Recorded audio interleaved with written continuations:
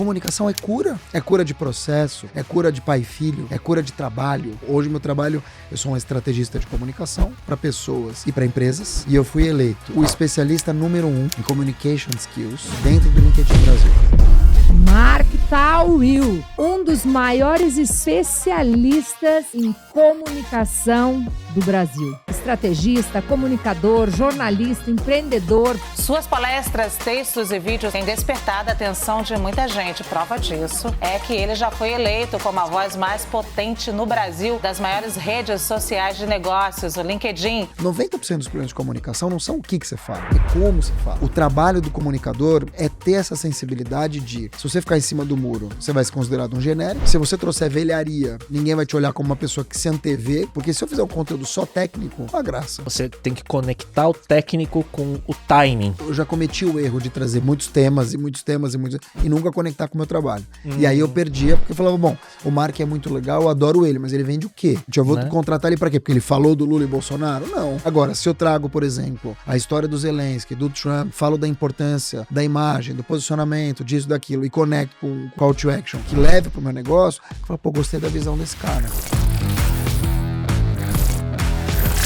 Fala pessoal, esse episódio é um oferecimento da Remessa Online, a plataforma especializada em transferências internacionais, com as melhores e mais completas soluções em câmbio para pessoas e empresas. Com a Remessa, você pode enviar ou receber dinheiro do exterior, transferir para sua própria conta internacional, receber pagamentos e salários de empresas estrangeiras, e no meu caso, é por onde eu recebo a monetização do AdSense do YouTube, resultado do crescimento da audiência aqui do podcast. Se você também é criador de conteúdo, pode usar a Remessa para receber de várias plataformas, como Twitch, TikTok, Instagram e muito mais. E tem mais, se você vai viajar para o exterior, a conta e o cartão global da Remessa te garantem muito mais economias em compras, saques e pagamentos em mais de 175 países. É só criar sua conta global, pedir o cartão físico ou virtual e viajar tranquilo com 10% mais economia que com seu cartão de crédito. Então, quando o assunto é câmbio, transferências internacionais e conta global de forma simples, segura, rápida e com menor custo, não tem para ninguém. Escolha a Remessa Online. Quer saber mais? Acesse o site através do QR Code aqui na tela ou pelo link na descrição deste episódio. Mark, obrigado pela presença. 2 anos e meio depois do nosso primeiro episódio. Uma vida.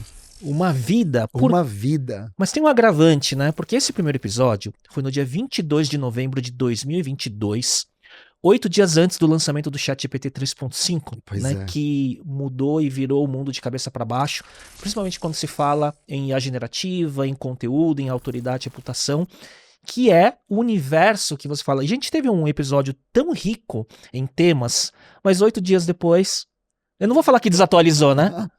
E você lembra do tema de 2022? Qual foi o tema do ano inteiro? Eu não lembro o tema do ano inteiro, mas a gente falou sobre a questão geracional. Não, mas quem que era o ChatGPT de 2022, você lembra? Metaverso. IA. Não era nem... Era metaverso, eram as DAOs. Eram as DAOs. Eram as criptos. Né? É, exato. Esse era o grande tema. Exato. Eu quero muito fazer parte de uma DAO, eu quero muito falar de metaverso, eu quero ter a minha identidade na DAO. Então, assim, era o tema do ano. Exato. No ano seguinte, flopou o ChatGPT, que estava engatinhando. Aliás, vou te contar uma coisa curiosa. Primeiro, obrigado pelo convite. Um prazer. Fiz uma pergunta, Léo, nesses dias. Fiz até um post. E a pergunta era, eu pro ChatGPT, qual é o teu QI? Aí o ChatGPT, não tenho QI, não sou humano. Falei, bom, se você fosse humano. Ele falou 155. O nosso QI, ser humanos normais, 10, 110, 115, 120 inteligente, 130 gênio, ou superdotado. 155, o ChatGPT não tem 3 anos de idade. Então no ano que vem, quando eu voltar aqui, ou daqui a 2, 3 anos, imagina o nível de entrega que uma das 3, 4 mil IAs que existem hoje vai te entregar. Exato. E você, agora, semana passada ou esses dias, foi eleito, né? Você tem mais uma chancela de especialista do LinkedIn, de um prêmio global que foi mensurado a partir de dados por IA, né? Explica um pouco desse prêmio, Mark. Existe uma empresa francesa que é uma Martech, chamada Favicon. O dono é o Jeremy, aliás, ele vai estar aqui no Brasil nos próximos dias. A Favicon fez uma coisa muito inteligente. Ela criou rankings, cruzando dados de IA de todas ou das principais redes sociais.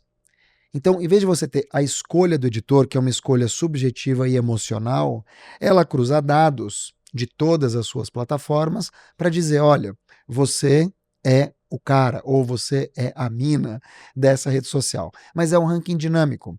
Hoje sou eu, amanhã aparece outro, você tem que ficar meio de olho para ver.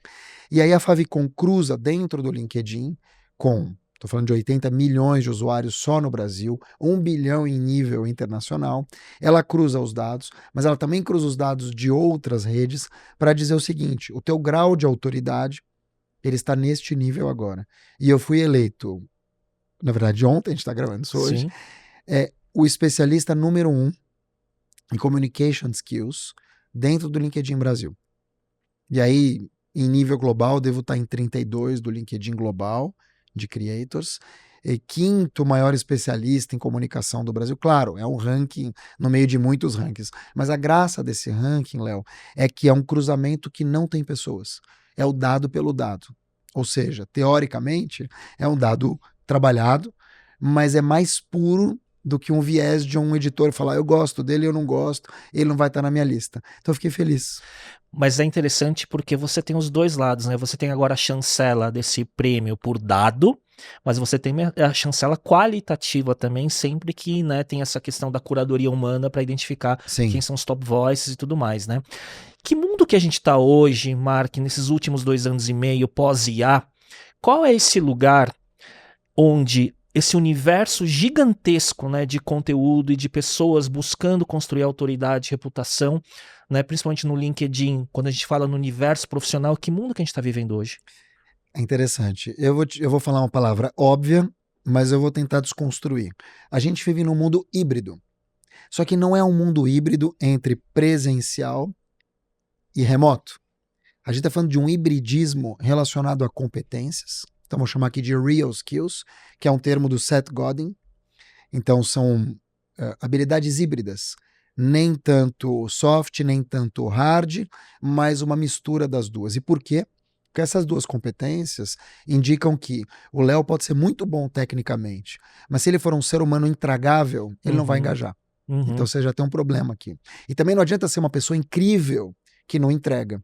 Então, as habilidades híbridas, inteligência emocional, antifragilidade, pensamento crítico sistêmico, inteligência radical, são coisas relativamente novas, estou falando de 7, 8 anos, antes até da Covid, mas que vem nessa esteira de eu ser um profissional completo. Então, o hibridismo vem daqui também, não é só presencial e remoto.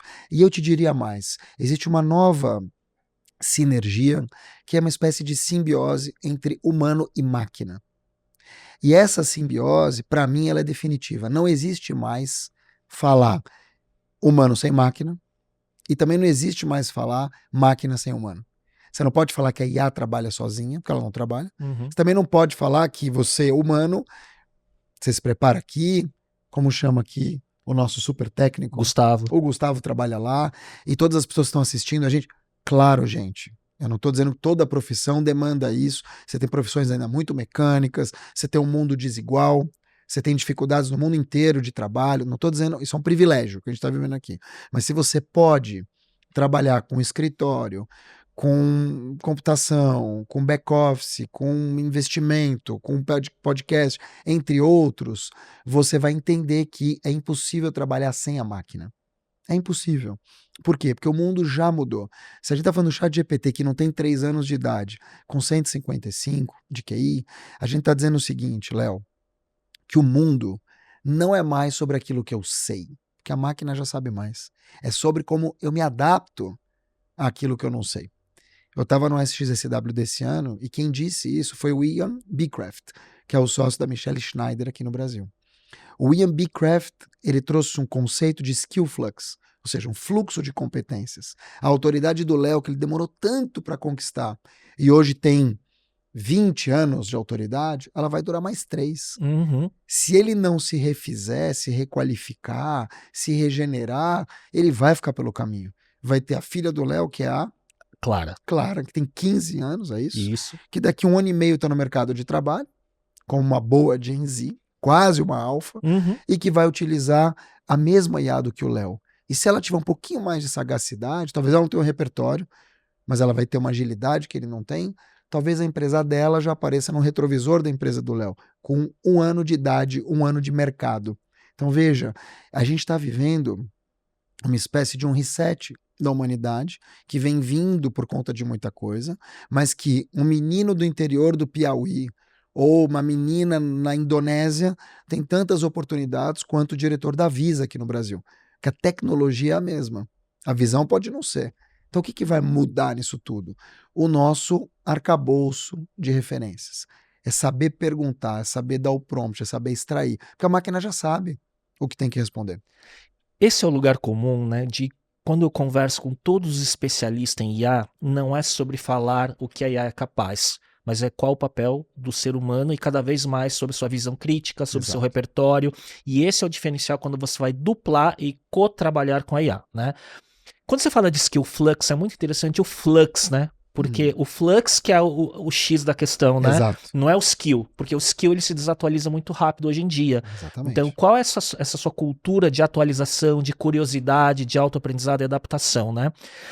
Com o teu repertório, né, e você tem um olhar muito sagaz para avaliar, né, o timing e o momento que a gente está vivendo no mundo profissional, né, você já deve estar vendo as pessoas que estão ficando para trás, as pessoas que estão se adaptando, as pessoas que eram as grandes autoridades, né, mesmo no LinkedIn ou nas suas profissões há 2, 3 anos atrás, e que não estão acompanhando o pace, né, o ritmo da mudança, né, e como que você está vendo, né, esse universo onde alguns ficam para trás, outros se atualizam, esse skill flux acontecendo em tempo real?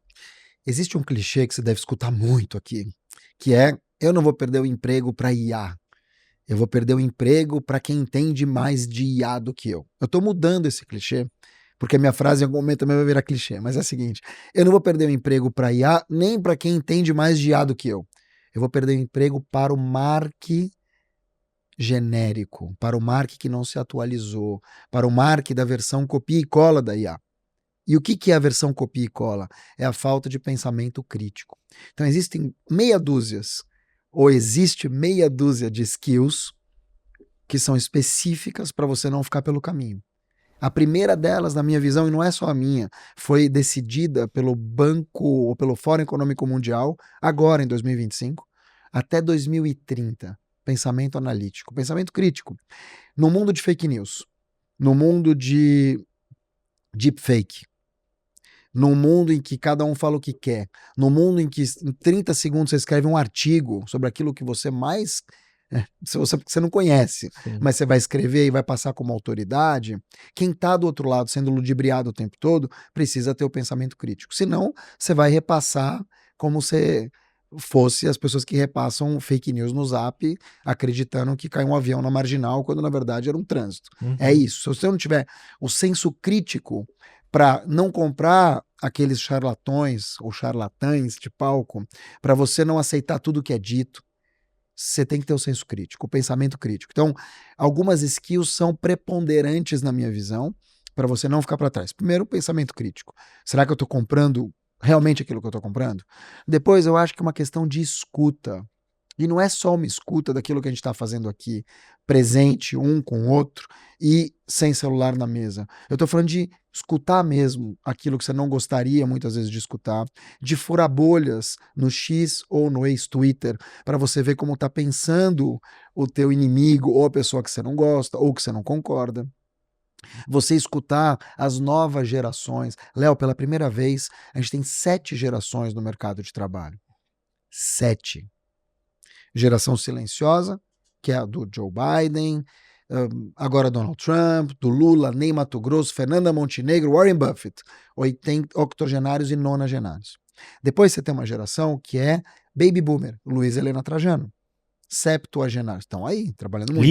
Líderes, ou super líderes. E eu te dei exemplos aqui de presidentes, ou seja, canetas potentes na mão. Depois você tem a nossa, que é a geração X, né? A geração X. E aí você tem uma aceleração do mundo com a Y. O mundo começa a se digitalizar, então 80 a 90 nascidos, a gente está falando de Y depois da nossa, da X, Sim. que é a geração da informática, do chip. Sim. 90 a 2000, Millennial, por isso que ela tem esse nome, geração do milênio. O que vem com o milênio? Internet. Internet. Então você começa a ver o Me Too, Black Lives Matter, as causas, o mundo vira uma aldeia, as causas começam a emergir, internet. A possibilidade de trabalhar com outras culturas de maneira mais rápida. 2000 a 2010, a controversa geração Z, que eu gosto, vejo muita coisa boa. Aí é contraditório, é a roupa larga, né? Oversize, questiona a liderança, questiona presencial. Imagina que daqui a 5 anos, 2030, 70% do mercado vai ser geração Z. Em cargo de liderança. E que são pessoas que detestam o presencial. Como é que vai ser? Sim. Então veja, é uma mudança. E eles questionam muito. Então, a geração Z já é uma outra história, mas está aí, mandando. E agora vem ao mercado os alfas, que são nascidos em 2010, tem 15 anos. Mas 15 anos? Jovens aprendizes, esportistas, influenciadores. Então veja, silenciosos, baby boomer, X, Y, millennial e Z e alfa. 7 trabalhando juntos.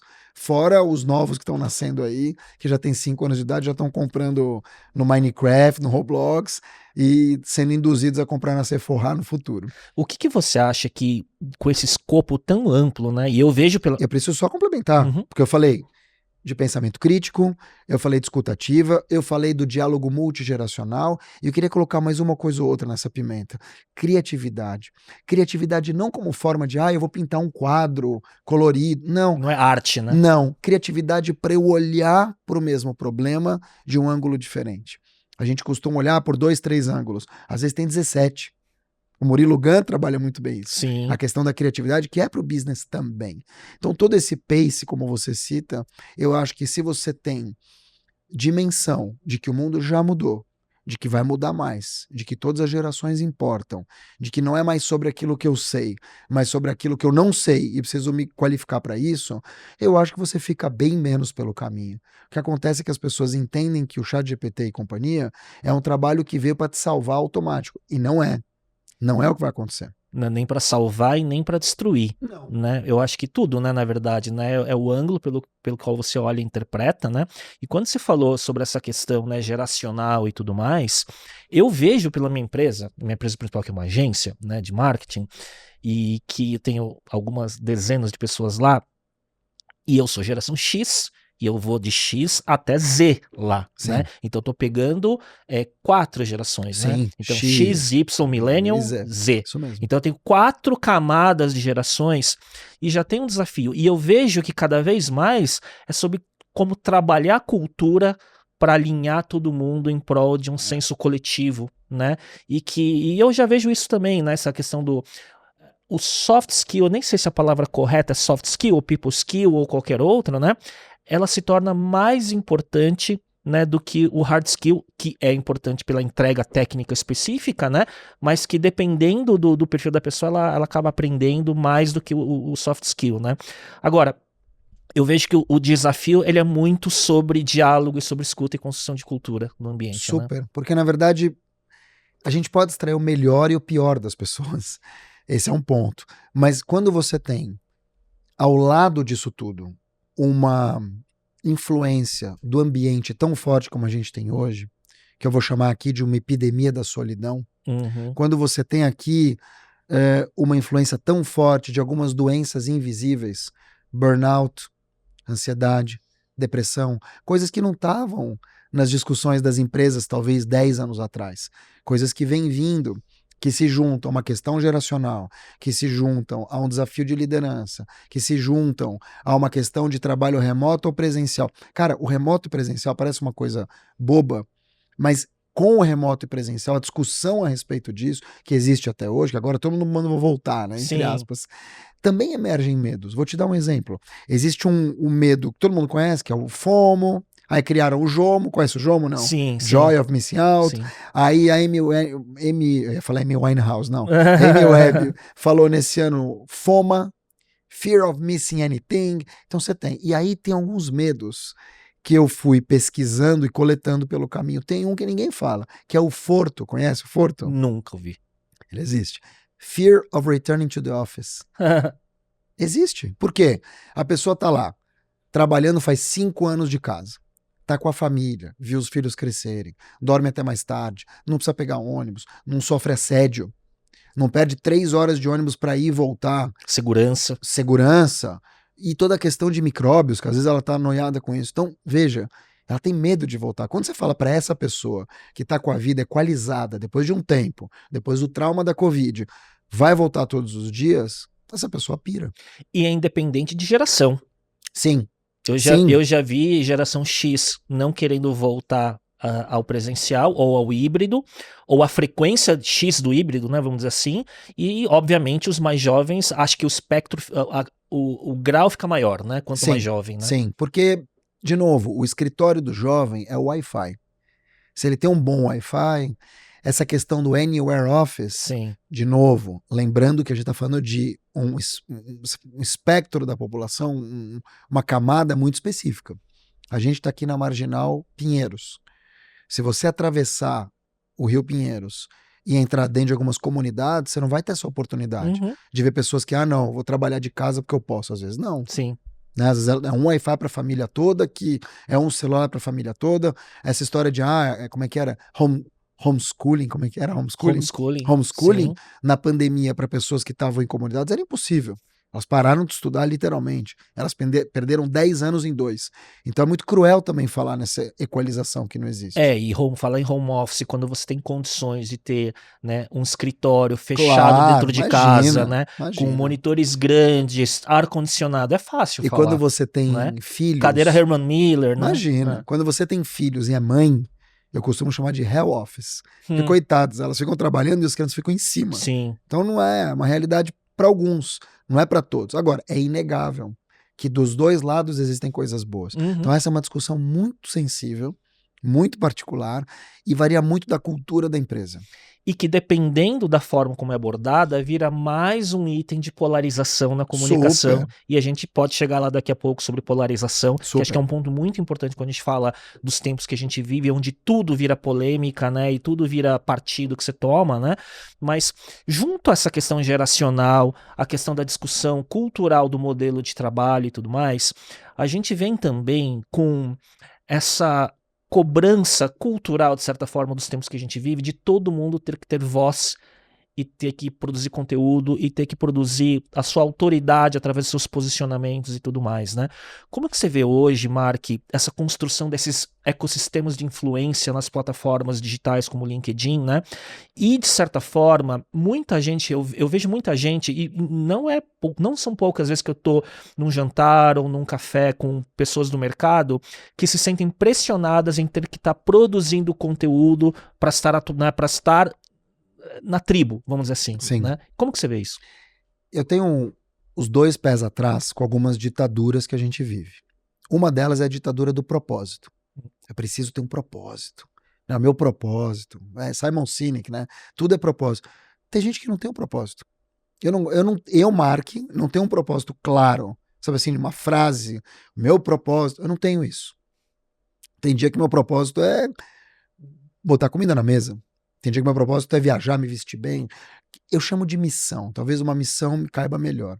E da mesma forma que você tem essa ditadura, você também tem a ditadura do CEO que é obrigado a ser essa pessoa incrível, né, que posta, que mostra a vida. Tenho um pouco pé atrás com isso. O executivo creator. Né? Porque apesar da gente viver num mundo em que sim, já virou uma realidade, a empresa liderada ou norteada pela vida do CEO, e tem pessoas que você conhece, já entrevistou lá atrás, como o Rony, que é brilhante nisso, é um Rony que a gente tem para 100 mil não Rones, entendeu? E tão competentes quanto.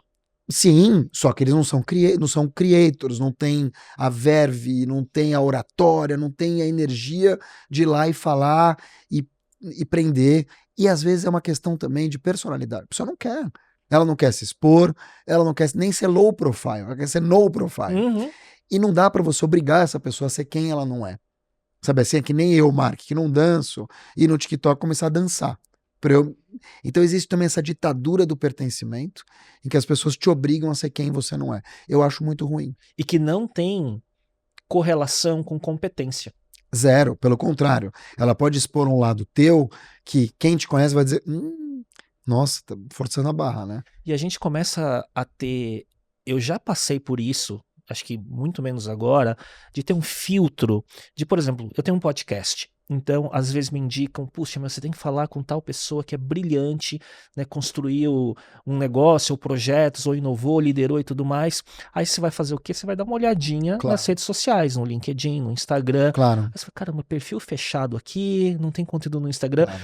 No Ou às vezes não fala LinkedIn. bem. E aí você começa a formar até um preconceito, fala, putz, não vou chamar, né, porque eu não consigo ter o sinal social do conteúdo da pessoa. Faz sentido. Mas é um julgamento, né? Não acho que seja um julgamento. Uhum. Eu acho que é uma questão de praticidade. Se eu vejo uma pessoa que tem muita dificuldade em se expressar, que é brilhante, mas não consegue repassar, é que nem eu ver uma pessoa brilhante na oratória, mas charlatão por trás. Uhum. É nítido que tá vendendo fumaça. E tá cheio. Uhum. Sabe assim? Então, São os extremos, né? são os extremos. Então, assim, eu prefiro uma pessoa que te diga, olha, eu faço bem o que eu faço, mas eu não consigo expressar isso e eu prefiro ficar na minha. Deixa eu ficar ali no bastidor. Eu sou uma pessoa de bastidor. Não Uhum. precisa ser todo mundo na vitrine.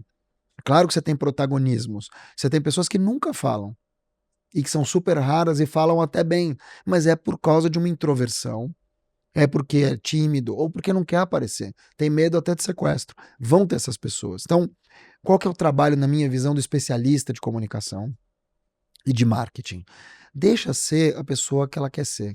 Trate o outro como o outro quer ser tratado e não você. Porque senão você vai trazer para a vitrine alguém que não quer estar na vitrine e essa pessoa vai se obrigar e ela vai fazer pela metade e ela vai escutar, às vezes, um feedback ruim de alguém que gosta dela e ela se fecha para sempre. Então, nossa, Léo, passou vergonha, hein? Uhum. Nossa, que vídeo ruim. Brincando ou comentando porque é amigo, e essa pessoa, ela recrudesce de um jeito que ela nunca mais volta. Então é até injusto. Eu acho que a gente tem que tratar o outro como ele quer ser tratado. Se ele tem a vontade, agora é meu momento de falar mais, momento de aparecer. Você vê, por exemplo, Mark Zuckerberg, que muita gente chama de Zuckerberg, mas tudo bem, É Zuckerberg. verdade. O Zuckerberg. É. Zuckerberg, gente. Quando ele vai pra frente da câmera, é nítido que é um cara introvertido. É nítido que é um cara. Agora ele melhorou um pouco. Melhorou. Mas assim, ele teve que melhorar. Ele, né? teve Porque ele teve um facelift tudo. em geral dele, Mas ele né? teve, porque essa empresa do cara é a maior plataforma social do mundo. Então, o cara é obrigado a ir pra frente, até do ponto de vista do negócio. Você tem caras que fazem isso com brilhantismo, tem vontade de comprar tudo, que é a questão do Ronnie Mesler. E você tem pessoas que nitidamente não querem estar ali, mas que a assessoria fica forçando a barra.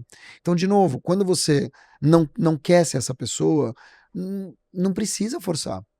E para quem quer, né, e que tem o dom, mas precisa só dar esse polimento e treinar e repetir, como que você vê hoje o papel das plataformas, do LinkedIn, Ótimo. essas plataformas, esses ecossistemas de construção de influência, que não é só sobre rede social, né? Ela transcende. Porque você estava falando, Concordo. né? Eu fui pro SXSW, né? O seu Sim. testemunho, né?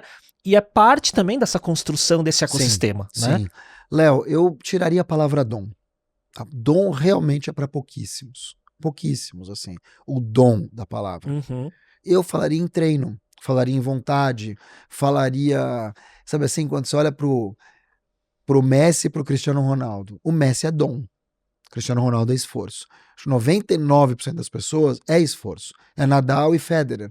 Um é o físico, é o todo dia, e o outro é o plástico. É nítido Sim. que ele faz isso leve. Mas é uma pessoa que faz isso em 1 milhão. Então eu chamaria de treino. E esse treino ele tem que vir acompanhado daquilo que a gente faz quando a gente tem um problema. Quando você tem uma questão, por exemplo, alguma dor, você vai para a farmácia, você procura um médico. Quando você tem uma questão jurídica, você procura um advogado. Quando você tem uma questão comunicacional, a minha sugestão é que você procure @Mark Itaú. Você procure um especialista Um merchan. nisso. Até para te dizer o seguinte, Léo, isso aqui não é tua cara. Ou isso aqui não é para você. Por que eu tô te dizendo isso? Porque ou a pessoa faz um bootstrap, né? Ela vai com a cara e com a coragem, o que é legal, mas não tem estratégia nenhuma. Não vai Teste e erro, né? E outra, se você vai nessa e você comete um deslize, você tem um problema sério. Muito sério. O que eu quero dizer com isso? Vai lá, seja você. Aí a pessoa chega lá e começa a bater boca sobre Lula e Bolsonaro, ou Donald Trump e Joe Biden, por aí vai. Porque ela tá sendo ela. Sim. Ela é essa pessoa. Né? Seja você, vai lá e fala que a geração Z é mimimi. Seja você é muito perigoso. Você está portando ali toda uma cultura empresarial, está representando pessoas e até acionistas.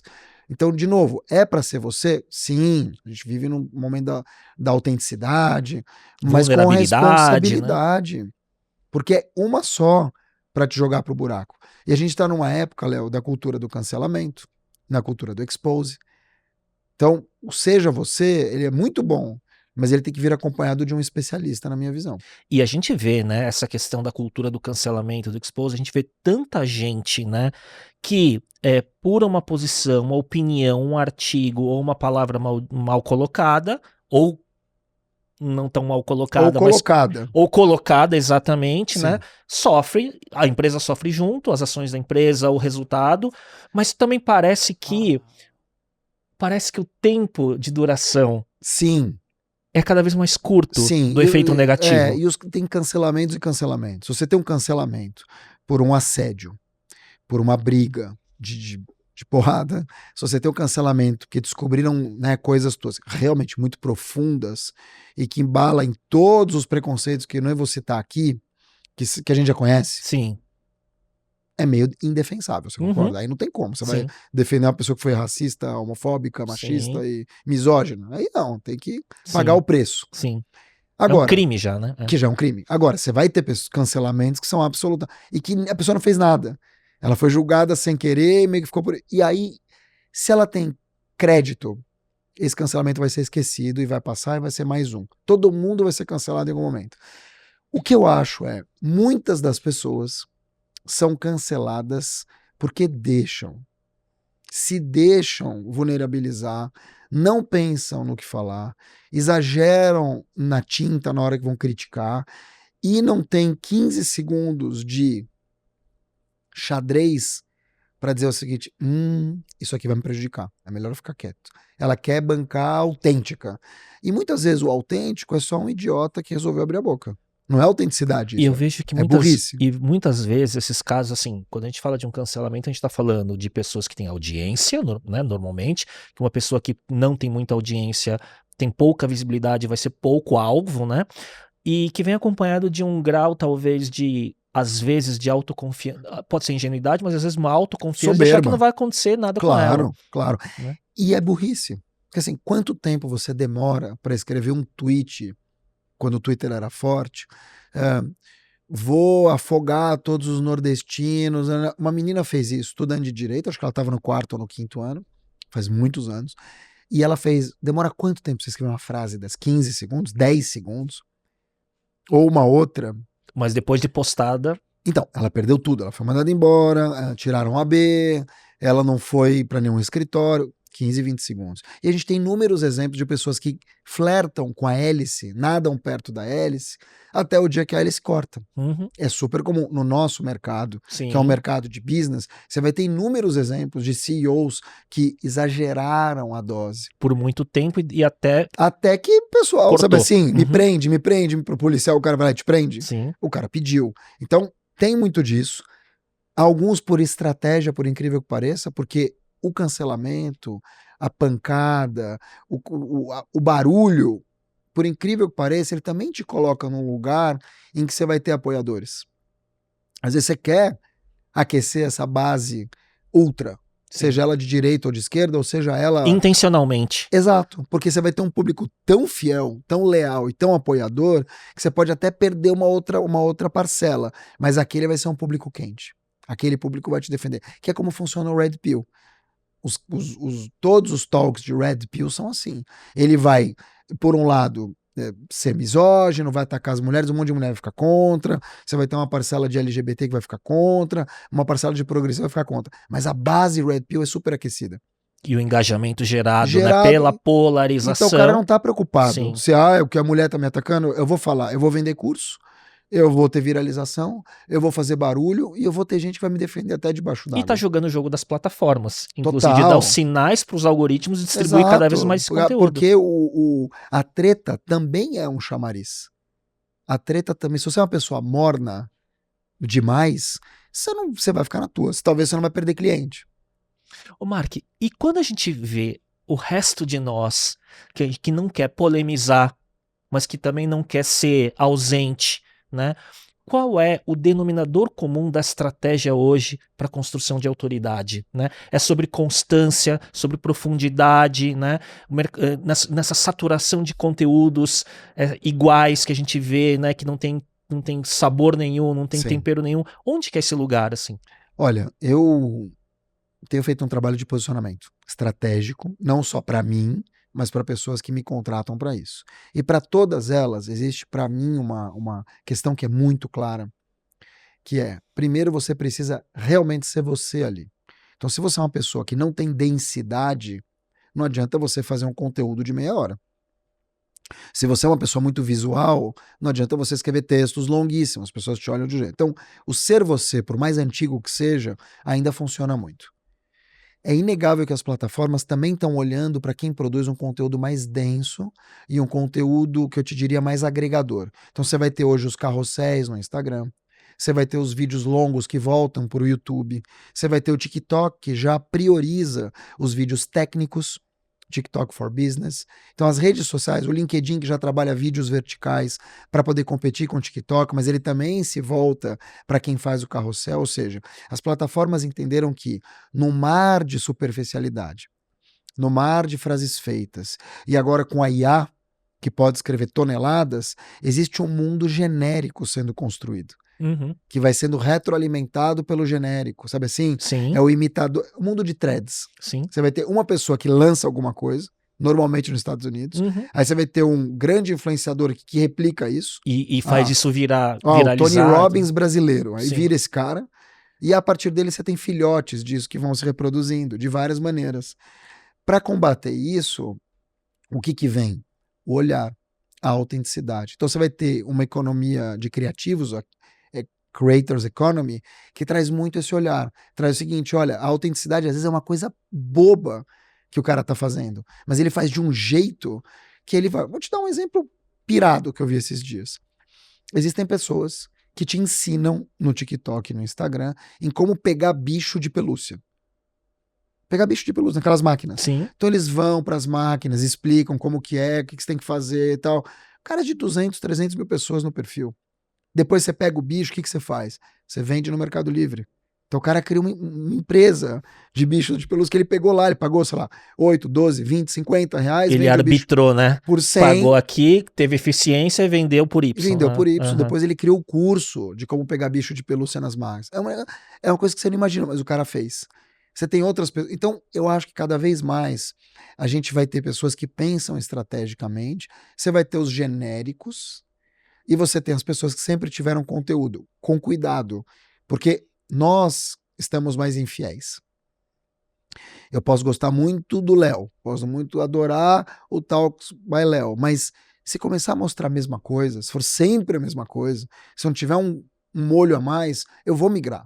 Sim. Tem coisa acontecendo o tempo inteiro. Então é sobre aquela autoridade que a gente conversou. A gente está com menos tempo. Existe uma proteção digital que nos diz, se eu migrar, a pessoa não vai nem ficar sabendo. Se eu tomar um fora no Tinder ou no Bumble, vai me doer muito menos do que eu tomar um fora presencial. Então a gente se protege e a gente começa a usar isso. E do ponto de vista do conteúdo, quando depurar tudo, vai sobrar quem tem conteúdo de verdade, para poder talvez mudar o formato, uma hora é vídeo, outra hora é áudio, mas é alguém que agrega. Então é a visão que agrega. É sobre isso que as pessoas têm feito. Você acha que é sobre, né? De novo, voltando, quando a gente estava falando lá atrás, né? De quem vai navegar bem nesse mundo da IA generativa, por exemplo, é sobre a capacidade de autocrítica, repertório e tudo mais. Quando a gente fala em produção de conteúdo, é o repertório com o conhecimento de como colocar no formato certo para trazer essa camada de interesse da audiência, de certa forma, né? Léo, é assim, eu já sofri muito com isso. Acho que todo produtor de conteúdo sofre com isso. Eu nem me vejo como produtor de conteúdo para não sofrer com isso. Tem aquele papo, eu sou amigo do algoritmo. Sim. Existe um apagão cognitivo no Brasil. Infelizmente, a gente tem um problema sério na educação básica que repercute para as universidades caça-níquel e você tem profissionais fraquíssimos e aí você tem um Brasil que, infelizmente, regride em vez de avançar. essas pessoas também estão na internet, produzindo e consumindo. Então você vai ter uma camada enorme da população que se satisfaz só com vídeo de cachorro. Eu também sigo vídeo de cachorro, eu adoro. Mas você tem vídeo de cachorro, tem gente que é racista, tem gente que é homofóbica, tem gente que é red pill, você vai ter de tudo. E essas pessoas consomem esses conteúdos, né? Pessoas que gostam de ser enganadas por algumas bets que são nitidamente... Pessoas que querem a fórmula mágica para alguma coisa, fórmula né? mágica, cortar caminho, investir nisso, seguir um influenciador A, B, C, passar o dia vendo maquiagem, tá tudo bem. O que eu quero te dizer é, para quem produz, você vai ter que olhar para isso e dizer o seguinte, quem que é meu público? Não dá para fazer para todo mundo. Eu não quero falar com algumas pessoas, no bom sentido, né? Sim. Eu não quero falar para alguns públicos, por quê? Porque não vão comprar meu produto. Se for generalista demais, você não vai Entendeu? atingir nada. Óbvio assim. que se eu começar a colocar vídeos de cachorro, ou amanhã eu coloco um vídeo disso ou daquilo, eu vou ter muito mais alcance do que eu tenho hoje. Mas eu não vou ter mais autoridade. Então isso para mim tá muito nítido. O que eu quero? Sim. Como é que eu me posiciono? Eu quero ser um cara de alcance ou um cara de influência? Eu quero influenciar só na rede social ou eu quero influenciar fora da rede social? Que é onde eu tô trabalhando hoje. Você falou do SX, mas fora do ar aqui a gente falou de 1000 iniciativas que a gente vem vivendo os dois. Sim. E da importância de apresentar pessoas para você trazer aqui e tal.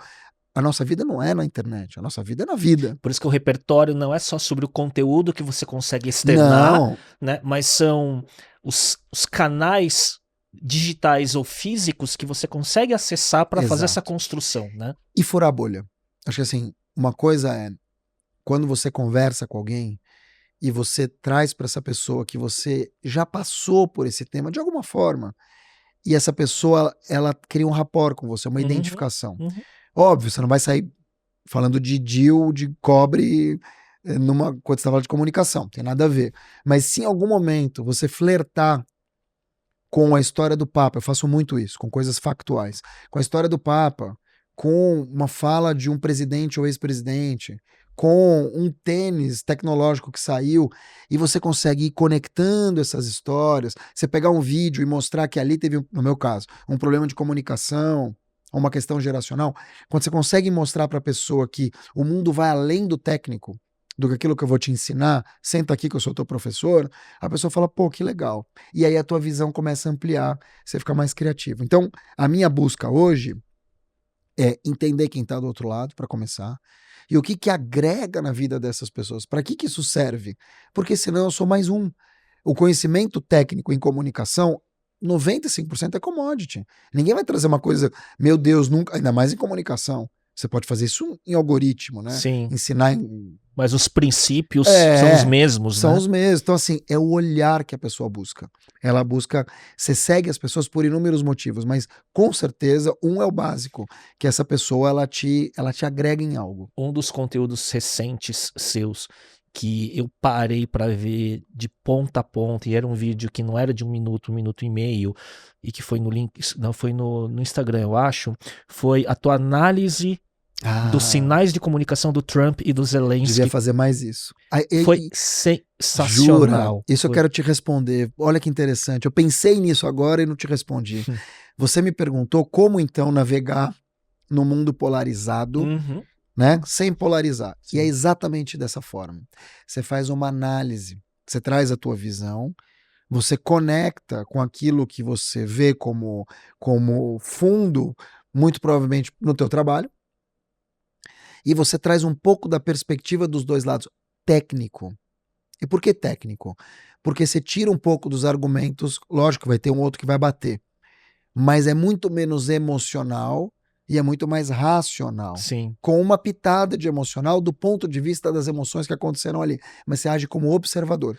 Aquele conteúdo, quando eu comecei a ver, eu falei, caramba, quero ver onde que o Mark vai chegar. Porque você começa, você fala, meu, tem um risco aqui. Claro, super. Que é nadar perto da hélice. Quando começou, eu falei, caramba, onde que vamos chegar aqui? Então você começa curioso para ver se você vai acabar de pé aquele raciocínio. Que legal, muita gente comentou, sim. Acho que tem essa curiosidade. O Boechat fazia muito isso.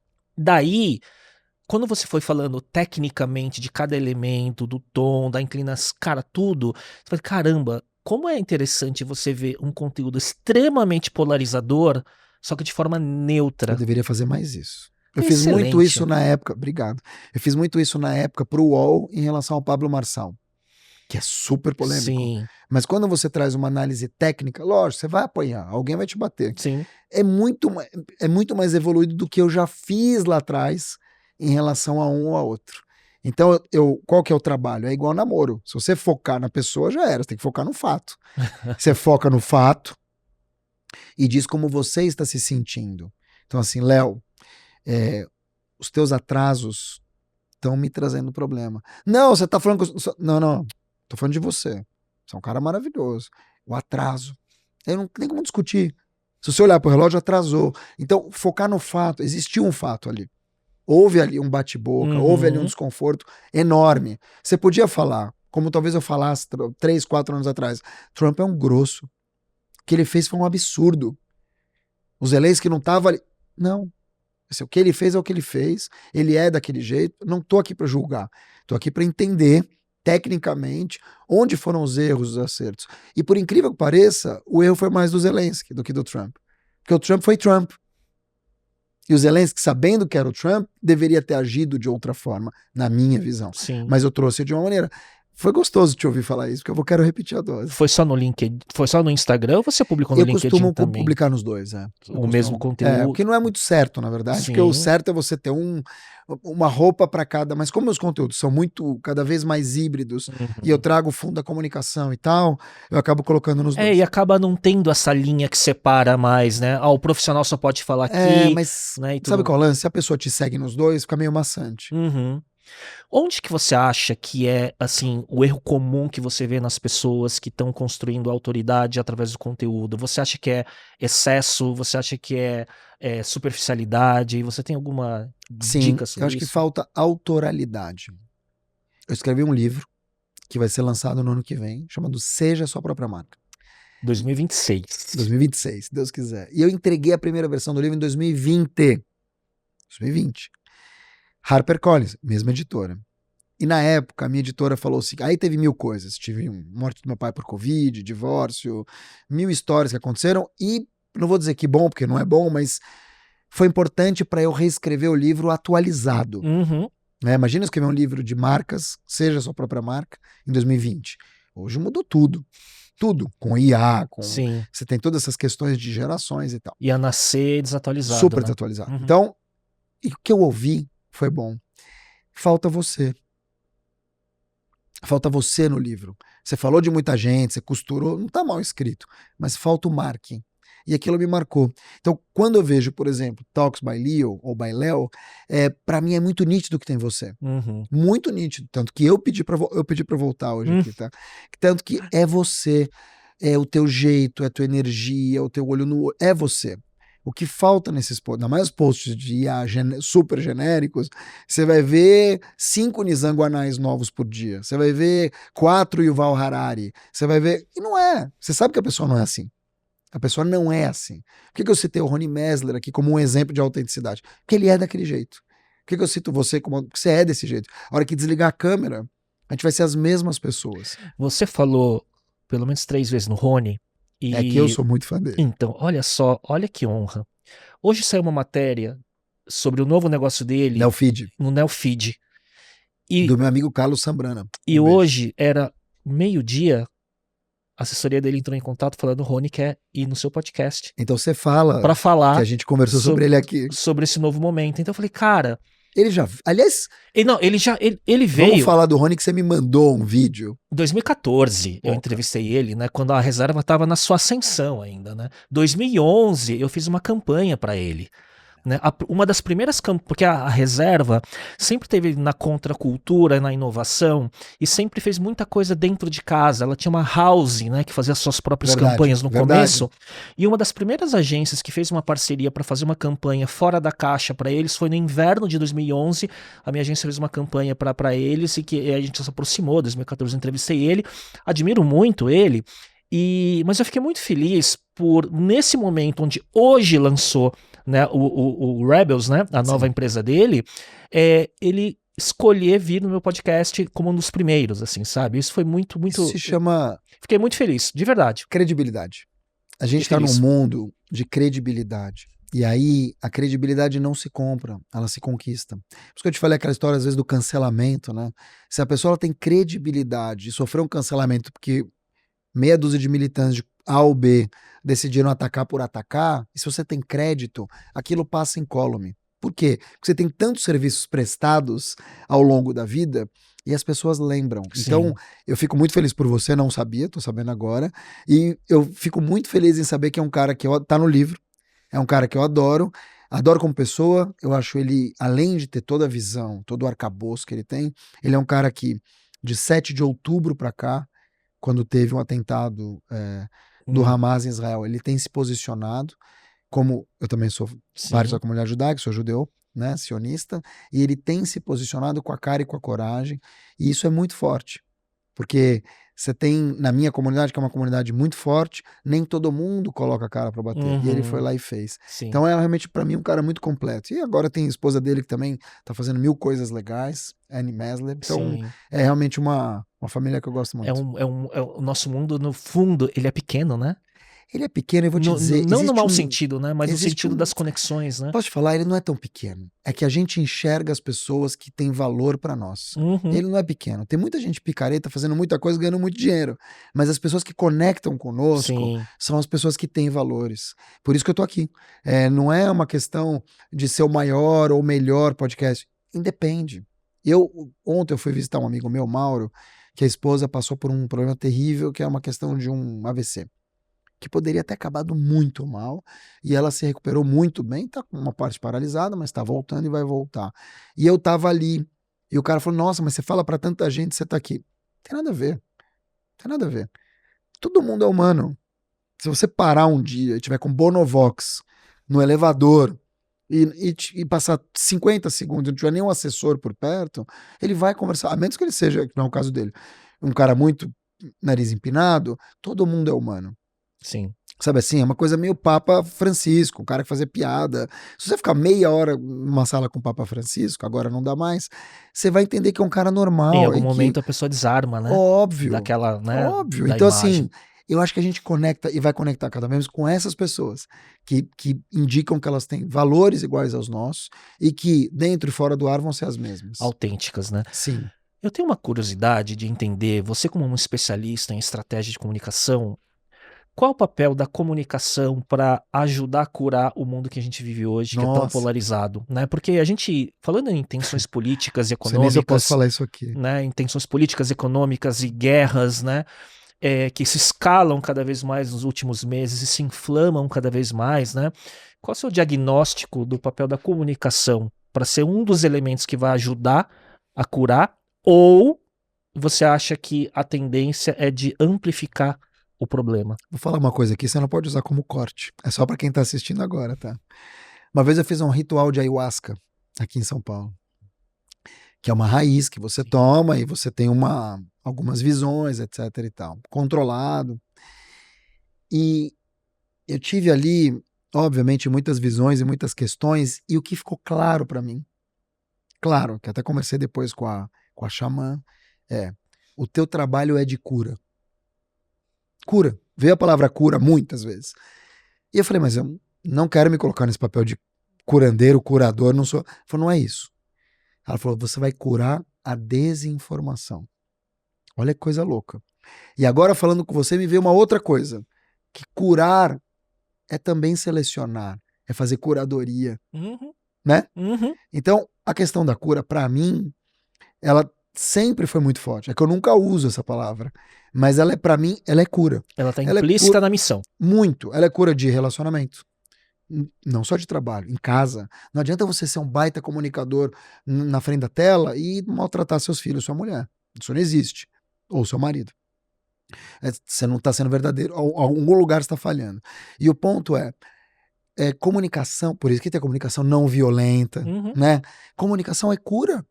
É cura de processo, é cura de pessoas, é cura de pai e filho, é cura de trabalho, sabe assim? Então, quanto mais a gente conversar, quanto mais a gente se escutar, quanto mais genuinamente a gente fazer o que a gente está fazendo aqui, que aliás eu não falei nesse podcast inteiro, mas a palestra que abriu o SXSW, sabe como é que se chamava? Saúde Social. exercitar o músculo da saúde social, que é estar presente na vida das pessoas, eu me permitir sair, eu me permitir deixar ser ajudado, eu me permitir, né, ser mais presencial e não ficar me escondendo. A gente nunca teve tão conectado e ao mesmo tempo tão separado. E voltando para a questão da cura, eu vejo que existe uma cura, óbvio, mas existe uma estratégia para ser curado também. Você não vai pegar porque o que mata, a diferença entre o veneno e a cura é a dose. Não é assim que falam? Sim. É a dose. Então, assim, também não adianta você chegar lá como, vou ter comunicação. Não é isso. Tem que pensar como comunicar melhor, como extrair o melhor de cada um. E o mais importante, como eu comunico de uma maneira personalizada. Léo, 7 gerações trabalhando juntas. Tem gente que odeia áudio. Tem gente que só fala por meme. Tem gente que adora emoji. Tem gente que detesta texto. Tem gente que não manda e-mail. Olha que loucura. Então, o mundo agora, ele se encaminha para pessoalização. Não é personalização. Personalização é quando você pega um grupo e você, né, personaliza. A pessoalização você individualiza. É o Léo. É o Léo. Eu não estou falando da turma de podcasters, não. É o Léo. E eu acho que isso vai ficar cada vez mais evidente. Eu não vou mais falar para grupo só. Eu vou ter que individualizar a minha comunicação. Então, se quer falar de cura, eu vou ter que ler essa pessoa. Eu vou ter que acolher essa pessoa. Entender qual é o momento que ela está vivendo. Qual é a dor que ela está expressando ali sem expressar. E aí, pessoalizar essa comunicação para eu poder chegar e me conectar com você. Porque senão fica o genérico, que é camiseta americana, one size fits all. Eu acho que isso é muito nítido, né, quando você coloca, né, o seu repertório direcionado para falar sobre um tema, você aterriza, né, especificamente num ponto, né? Agora, indo para minha pergunta original, que ela é ampla de certa forma. Obrigado por dizer que eu não respondi, mas tudo bem. Você foi educado. Obrigado. Agora que você fugiu do tema da redação, você é otimista ou pessimista com o futuro macro global aí da civilização para os próximos 5 anos? Eu te diria que eu sou um otimista realista. Sim, eu quero ser otimista e sou otimista, mas eu também não sou idiota. Eu sei que tem muita gente que não vai avançar, que vai ficar ali naquele meio termo de continuar polarizando, de achar que ou tudo é mimimi, ou exagerar na militância, de não ter coerência para enxergar quem são os líderes que não merecem mais os nossos votos, sejam nas empresas ou fora delas. Vai ter. Então, assim, o ser humano, infelizmente, ele é um ser humano que a gente não vai ver esse super ciclo tecnológico para todo mundo, porque é desigual. A educação é desigual. Tem muita gente maligna, infelizmente tem que admitir isso. Não é todo mundo que é legal. Altos cargos, né? Poderes e cargos. Você tem ainda inúmeros preconceitos, especialmente no Brasil. Raça, gênero, deficiência. Preconceito contra a questão feminina. Tem de tudo. Você vai ter muita militância e você tem um outro lado também, que é da pessoa que não aceita nada, que tudo é mimimi. Então, assim, eu acho que essa é uma questão muito pessoal, por quê? Porque parte do autoconhecimento. Se você chegar para uma liderança e falar para essa liderança, olha, o mundo mudou, as questões são essas, e ela virar e falar, é mimimi, não quero saber, esquece. Esquece, ninguém vai convencer. Ela é a dona da empresa, ou ela é o CEO, vai ter que trocar de CEO para que isso possa acontecer. E isso é uma evolução pessoal. A gente evolui pessoalmente. Não dá para evoluir em grupo só. Você acha que muito da mudança, ela pode, se tem algum caminho de solução ou de uma cura maior social como um todo, global, né, de todas as questões que a gente está falando, você acha que muito passa por a gente conseguir passar dessa geração que está no poder e até chegar à próxima, por exemplo, ou você acha que não? Eu acho que a próxima vem com seus vieses também. Se você parar para pensar quem são os millennials que já estão hoje, você vai... Tem até um nome, eu vi uma frase engraçada outro dia de uma especialista chamada Esther Morgan. Teve 22 mil curtidas. o comentário dela. E ela comentou assim, hoje eu conversei com um jovem de 50 anos, e ele estava falando sobre um idoso de 25, uma coisa do gênero, que é, Muito legal você isso. vai ter muito jovem de alma velha. Eu tenho 51 anos. Eu tenho 38 tatuagens. Todas as minhas tatuagens eu fiz depois dos 40. Caramba. Eu não me acho, eu não me vejo com 50 anos como eu via quando era criança, um cara de Sim. 50. Uhum. Eu não vejo uma pessoa de 70 hoje como eu via 10 anos atrás. No SXSW, ficou muito nítido. Eu vi uma palestra de um cara espetacular. Você devia trazer ele aqui, chamado Peter Attia. Sim, do Outlive, né? Você devia Livro trazer ele aqui. É um cara maravilhoso. tranquilo Sim, de trazer. sim. O que ele Só falou? trazer de fora, né? O que ele falou que eu pirei? Ele falou que a gente tem que se preparar para a última década, que a gente não se prepara. A gente se deixa levar e aí você não consegue andar, falar, quando na verdade a última década deveria ser a mais legal. Que você se despede das pessoas, que você faz aquilo que você não fez e por aí vai. E uma outra coisa que ele falou que me chamou muito a atenção, que as pessoas são como são. São como são. E que essa geração é uma geração que treina menos, que se preocupa menos, que sai menos. Então, ela vai chegar ao poder, ok, mas ela também vai ter seus vieses. E isso não necessariamente é bom. A próxima geração não quer dizer que ela é melhor. Ela é melhor em algumas coisas, pior em outras, por incrível que pareça. Você já pensou ter uma geração 100% geração Z, com tudo que acompanha? Não. A graça, a força está no diálogo multigeracional, um aprender com o outro. A BMW fatura 100 bilhões por ano com B. Tem mais ou menos 100 mil funcionários e tem uns 100 anos de idade, 110. Aliás, BMW eu fiquei sabendo que era, não vou saber falar em alemão, mas é fábrica de motores da Baviera. Uhum. E a BMW, então, começou a sentir que havia uma dificuldade muito grande na linha de produção quando chegava uma pessoa mais nova, porque a pessoa mais velha, que é aquele alemão, super processo e tal, tinha dificuldade em repassar isso. E a pessoa mais jovem, menina, menino, estava ali acelerado e não conectava. Não conseguia ter diálogo. O que eles fizeram? Juntaram duplas, um mais velho e um mais novo, um mais velho e um mais novo. E criaram um programa chamado Aprendizagem Mútua. E deu super certo. Porque era muito menos gente para opinar, o mais novo começou a entender e ver valor no mais velho. Fala, bom, ele não tem algumas coisas, mas ele tem uma sabedoria que eu também não tenho. E o mais velho, em vez de falar, o que ele tem de idade eu tenho de experiência, entendeu que havia valor ali.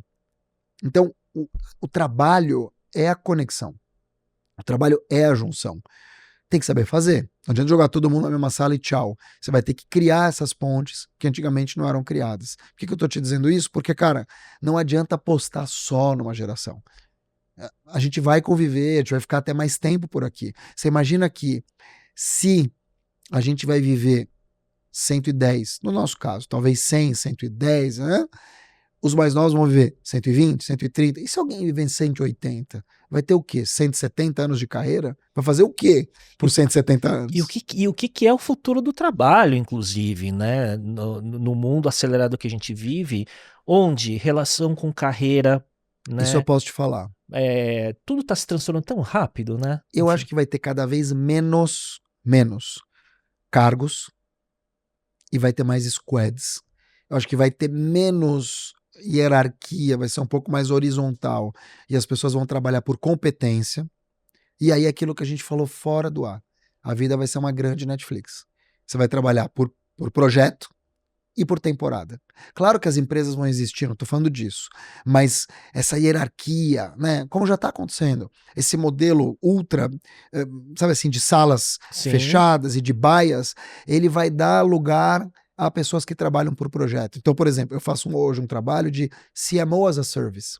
Eu consigo ir numa empresa, fazer um trabalho, ficar alguns meses e sair. Tem gente que chama isso de consultoria. Tem gente que vai chamar isso de conselho, mas a verdade é, será que eu preciso contratar um squad inteiro ou posso ter alguém mais estratégico e depois contratar por projeto? Pluga de acordo com uma necessidade. É módulo. Né? Isso. Exato, como tem na estação espacial. O módulo funciona por aquele momento, depois não funciona mais e tá tudo bem. Se você pensa desse jeito, que é tudo por temporada, nem quando você separa você sofre. Sim. Fui casado por 14 temporadas. Tô sozinho há 3 temporadas. E tá tudo bem. Meu podcast funcionou por 2 temporadas.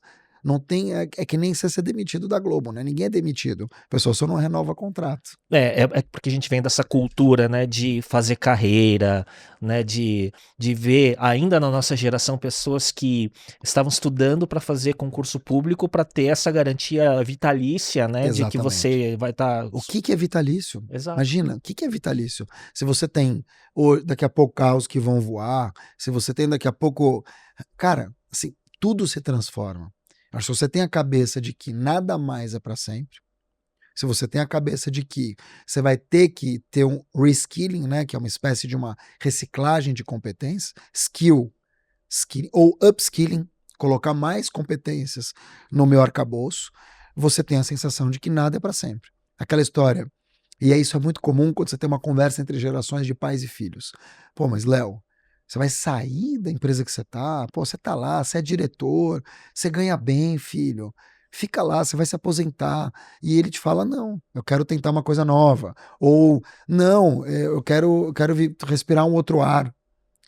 O jovem, ele acumula experiência, ele não acumula dinheiro. Lógico que é bom acumular dinheiro. Sim. Mas na cabeça do millennial, é melhor viver enquanto tem que viver, do que você ficar 30 anos na mesma empresa e depois parar para ter uma aposentadoria. Quantos anos tem os seus filhos? 11, a Cora, e o Josh tem 9. Como que você vê a formação deles? Como que, Nossa. com toda essa, né, a tua experiência, teu arcabouço de repertório, como que você vê o futuro, tanto educacional, como preparar os skill flux deles para esse futuro do trabalho?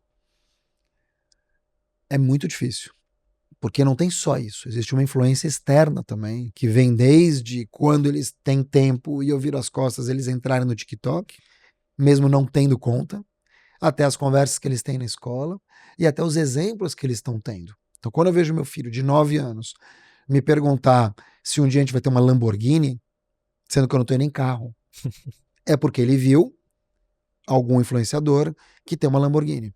Quando eu vejo meu filho de 9 anos dizer que o sonho dele é para ir para Belo Horizonte, eu adoro Belo Horizonte, mas o sonho dele é para Belo Horizonte. Eu falei, mas Paris não, Belo Horizonte. Por quê? Porque o Enaldinho, que é um fenômeno, um super influenciador, sim. Ele gosta tanto do Enaldinho que ele se afeiçoou por Belo Horizonte. Olha que louco. Então, o William Bonner, a Fátima Bernardes, a Glória Maria dessas pessoas, que são os nossos filhos, eles estão lá.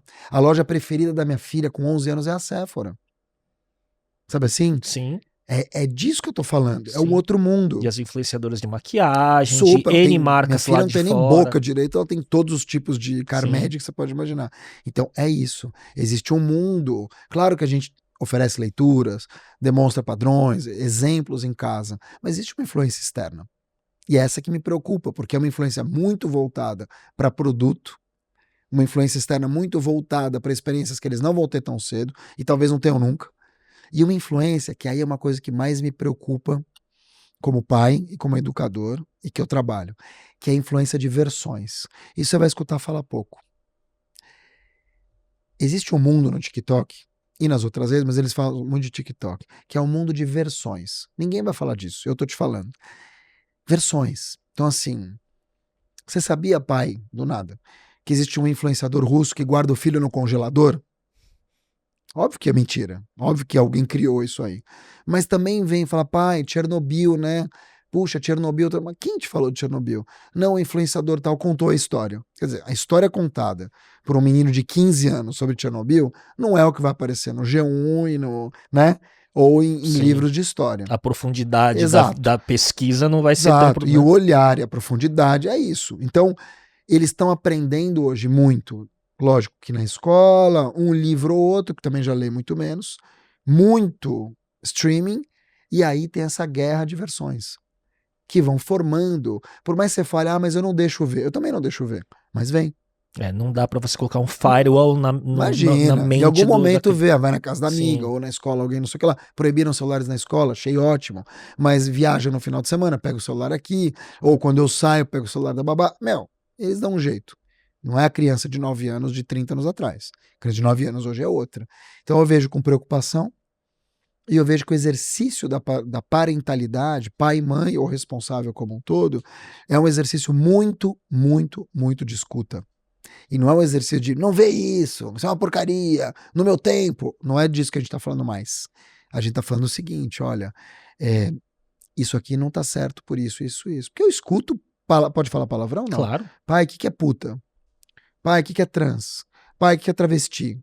Se você virar e falar, ai, nada a ver, ai, nossa, não vou te falar, ela vai perguntar pra alguém. Sim. E aí a resposta pode ser pior. Então é melhor você traduzir esses conceitos e essas histórias do teu jeito e explicar o que você tem que explicar, independentemente da tua visão ou não, do que você virar e falar, não, disso aqui não se fala. Ou quem te ensinou. Que poderia ou que ser, absurdo. que poderia ser muito mais comum na nossa geração, com os pais, né? Até da nossa agora. Sim. Tem muito pai que se escutar, pai que é puta, quem te ensinou? E não, vou ligar pra mãe dele. Ele só quis saber o que ele escutou. E se você explicar e tentar saber de onde veio, você vai ter menos problema do que você ficar castrando a criança. Claro que preocupa, né?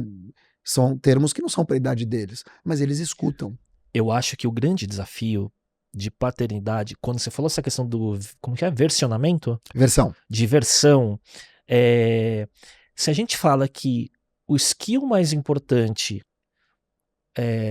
que a gente tem que ter para o futuro, esse futuro com tecnologia IA cada vez mais exponencial, é sobre senso crítico. Como é que forma senso crítico? Porque o senso crítico se forma a partir de repertórios e reflexões acumuladas, né? Sim. Só que quando esse repertório tem versões, como é que se forma um senso crítico? Eu vou te falar. Das gerações mais jovens, principalmente. Vou te falar. Educando para... E aí eu vou trazer a cura, então. Curando a desinformação. Primeiro, escutando as crianças. Se você não escuta seu filho ou sua filha, se você não está atento às conversas e tal, você tem um problema. Que ele vai conversar com alguém. E que normalmente vai puxar para baixo, não vai puxar para cima. Ou é um amigo, ou talvez até uma coisa pior no futuro. Então o ponto é, seja amigo do ponto de... Eduque, mas seja uma escuta para os seus filhos. Ponto. Se eles vão te falar o que você gosta ou não gosta, é um outro problema, você vai ter que fazer algo com aquilo. Mas você tem que escutar. Se você não escutar os teus filhos, alguém vai escutar, e aí pode ser muito ruim. Porque ela vai criar uma identificação com essa outra escuta, e aí pode ser uma coisa que vai ter um problema pro resto da vida. Primeiro ponto, escuta. E depois que você escutar, você não rechaçar, mas você demonstrar por A mais B de que havia um erro ali. Então, escutei Chernobyl. Papapá, né, isso, aquilo. Mas você conhece a história de Chernobyl? Não, porque eu escutei e falei assim, vou te mostrar uma coisa. E aí você vai lá e mostra. Você demonstra, até para ela falar o seguinte, nem tudo que eu vejo é verdade. Meu pai me provou que era por A mais B, que era mentira. Meu pai me mostrou que aquele influenciador, A, B ou C, ele tem um carro que é alugado.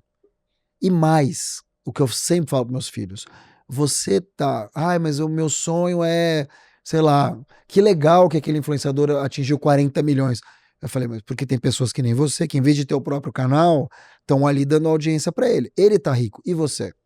Uhum. Se você tivesse dinheiro dele, estaria comprando teu tênis no futuro e tal, querendo mostrar o seguinte, é muito bom ser audiência para algumas coisas, mas quem tá se dando bem é ele, é um influenciador, não é você. Tirar um pouco desse mito de, vamos então, eu tenho influenciadores incríveis que eu amo, tem um pouco de senso crítico nisso. Sim, estou sendo, de certa forma, manipulado, estou sendo, de certa forma, induzido a me dar, assine aqui o meu canal.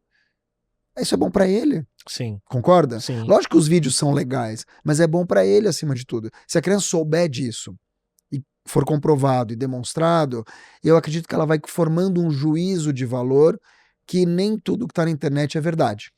E tudo que você está falando, eu tô tentando ver os exemplos em casa com a minha filha, né? Mas ela já tem 15, já outra tem 15, história, né? mas eu vejo e existe uma relação super saudável de diálogo, né? Na mesa de jantar em casa, né? De conversa, né? Sem eletrônico, sem celular, Que nada, né? Mas o ponto que eu tava pensando é como que a gente conseguiu construir isso, e não é que é perfeito, longe disso, né? Pelo amor de Deus. Tem muitos desafios, né? E a cada ano que passa, os desafios vão mudando de nuances, né? Mas eu acho que não é na hora que vira adolescente e tudo mais, você constrói desde sempre, né? É um trabalho full-time desde o nascimento, de certa forma, de você estabelecer confiança e diálogo. Claro. Porque senão pode ser tarde demais, né? Concordo plenamente, e é isso que a gente vê, né? Você tem muitos pais e mães que se separaram, Um dos dois foi para um lado, normalmente a mãe fica com as crianças. Eu sou divorciado, tenho metade da guarda, 50%. 15 dias a mãe, 15 dias eu. Então eu sou um pai tão presente quanto a mãe. Isso é importantíssimo. Agora, que pai é esse? Qual é a minha responsabilidade afetiva do tempo de qualidade? Uhum. E tem gente que não tem nem o tempo e nem a qualidade. Então ele vê o filho uma vez por semana ou uma vez a cada 15 dias. E aí quando o filho realmente cresce, 10, 12, 14, 15 anos, não quer nem mais ver essa pessoa. Porque não tem identificação, não teve conversa, não levou tomar vacina, não deu banho, não isso, não aquilo. E o que pega nessa história toda é justamente o que pegam são esses momentos. É essa pequena intimidade, essa pequena troca do dia que vai fortalecendo a relação de afeto e de conversas e de confiança acima de tudo. E que na hora que precisar de fato, Sim, né, de uma palavra um pouco mais profunda sobre um tema, né, na hora que o problema vier, não vai construir se não tiver feito isso ao longo da vida. Porque né? não é presente e não é nem presença. Não é nem presença. Pode estar ali presente, corpo presente, e olhando com cara de badejo o teu filho, e ele vai te falar uma coisa, você... Ah, tá bom. Sabe assim? Às vezes ele vem te mostrar um desenho, olha o que eu fiz. Ah, daqui a pouco eu vejo. Ou tô trabalhando. O meu filho, eu exercitei muito isso com eles. Pai, posso te dizer? Eu parava, que fosse 1 minuto. Eu parava e ia falar com ele, agora eu preciso voltar a trabalhar. Eu já parei, eu ia colocando na cabeça dele o seguinte, eu estou parando para te escutar. Eu tô numa missão, mas eu tô parando para te ouvir. Porque isso também cria. Você fala assim, eu posso contar com você. Agora, você tem pessoas que não olham para a cara do filho. Você tem pessoas que não escutam, ou estão ali só para pagar boleto. E eu acho que essa conta chega. Eu vejo muito isso acontecer. Como eu sou solteiro, e eu converso com um monte de mulher, as mulheres elas acabam me contando as vidas que elas têm, em relação à paternidade também. O cara que não paga uma conta, o cara que vem só dá bronca, o terceiro que aparece a cada 15 dias, o pai que levou e foi maltratado pela cônjuge, a criança, Caramba, o cara que marcou e não veio buscar. Quantas? E eu vejo isso, fazendo um parênteses, né, quando você fala de você ter interlocução com muitas mulheres, né, que contam calma, não tô com sobre essa bola toda, tá, gente? Só comentei porque... No mínimo profissionalmente falando, né? Mas como esse papel da cura através da comunicação e da sua escutativa, Sim. né, como essa missão ela vai se desdobrando, que transcende, né, o ponto original da nossa conversa, que é falar sobre o comunicador, estrategista, profissional, né, top voice LinkedIn. Todo mundo tem uma oportunidade de curar fazendo aquilo que faz e não necessariamente só para vender produto. Quanto a gente falou aqui, né? Quanto percentual a gente falou sobre estratégia de comunicação do ambiente profissional e os desafios, né, do futuro do trabalho, e quanto, no fundo, ele cai nessa camada, né, da natureza humana, né, que é a base de tudo, de certa forma, né, enfim. E quando você percebe, conversando com mais pessoas, e quando você começa a se curar, né, para poder curar os outros, você precisa se curar. Você começa a perceber que todos nós somos vítimas de outras vítimas. Somos vítimas de outras vítimas. É como se fosse um dominó. As pessoas que nos atacam, nos criticam, nos machucam, nos abandonam muitas vezes, também são vítimas. Sim. Né? Se você olhar, em algum momento da vida também passou por isso. E que pode claro ser, que você tem. E isso vou até para os nossos pais, né? Também, super.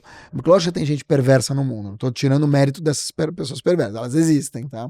Mas muitas das pessoas que estão ali te estocando, então, se você parar para o hater da internet, o que é o hater da internet? É um frustrado, é uma pessoa que só quer atenção. Você já sofreu com hater e trolls na internet? Já, mas assim, eu não sou um cara muito do sofrimento. Porque você como uma grande autoridade, na minha opinião, a principal autoridade no LinkedIn, né, quando se fala em comunicação profissional, também tem as pessoas difíceis, né? Tem, mas eu vou te dizer, vai por tema. Se você, por exemplo, falar de política, hoje, a tendência é você apanhar dos dois lados. Até se você não falar. Você não vai se posicionar, você não vai comentar e tal. Você tem haters e haters. Tem um hater. Eu já fiz amizade com pessoas que a gente discutiu e a gente ficou amigo. Por quê? Porque eu também não ironizei. É coisa que eu não faço, tá? Não ironizo. Do tipo, não sabe falar português. Sua mãe. Não faço. Porque eu já tive ameaças. Então, não... Se eu vejo que o negócio é muito profundo, eu, cara, tiro o pé, bloqueio e apago.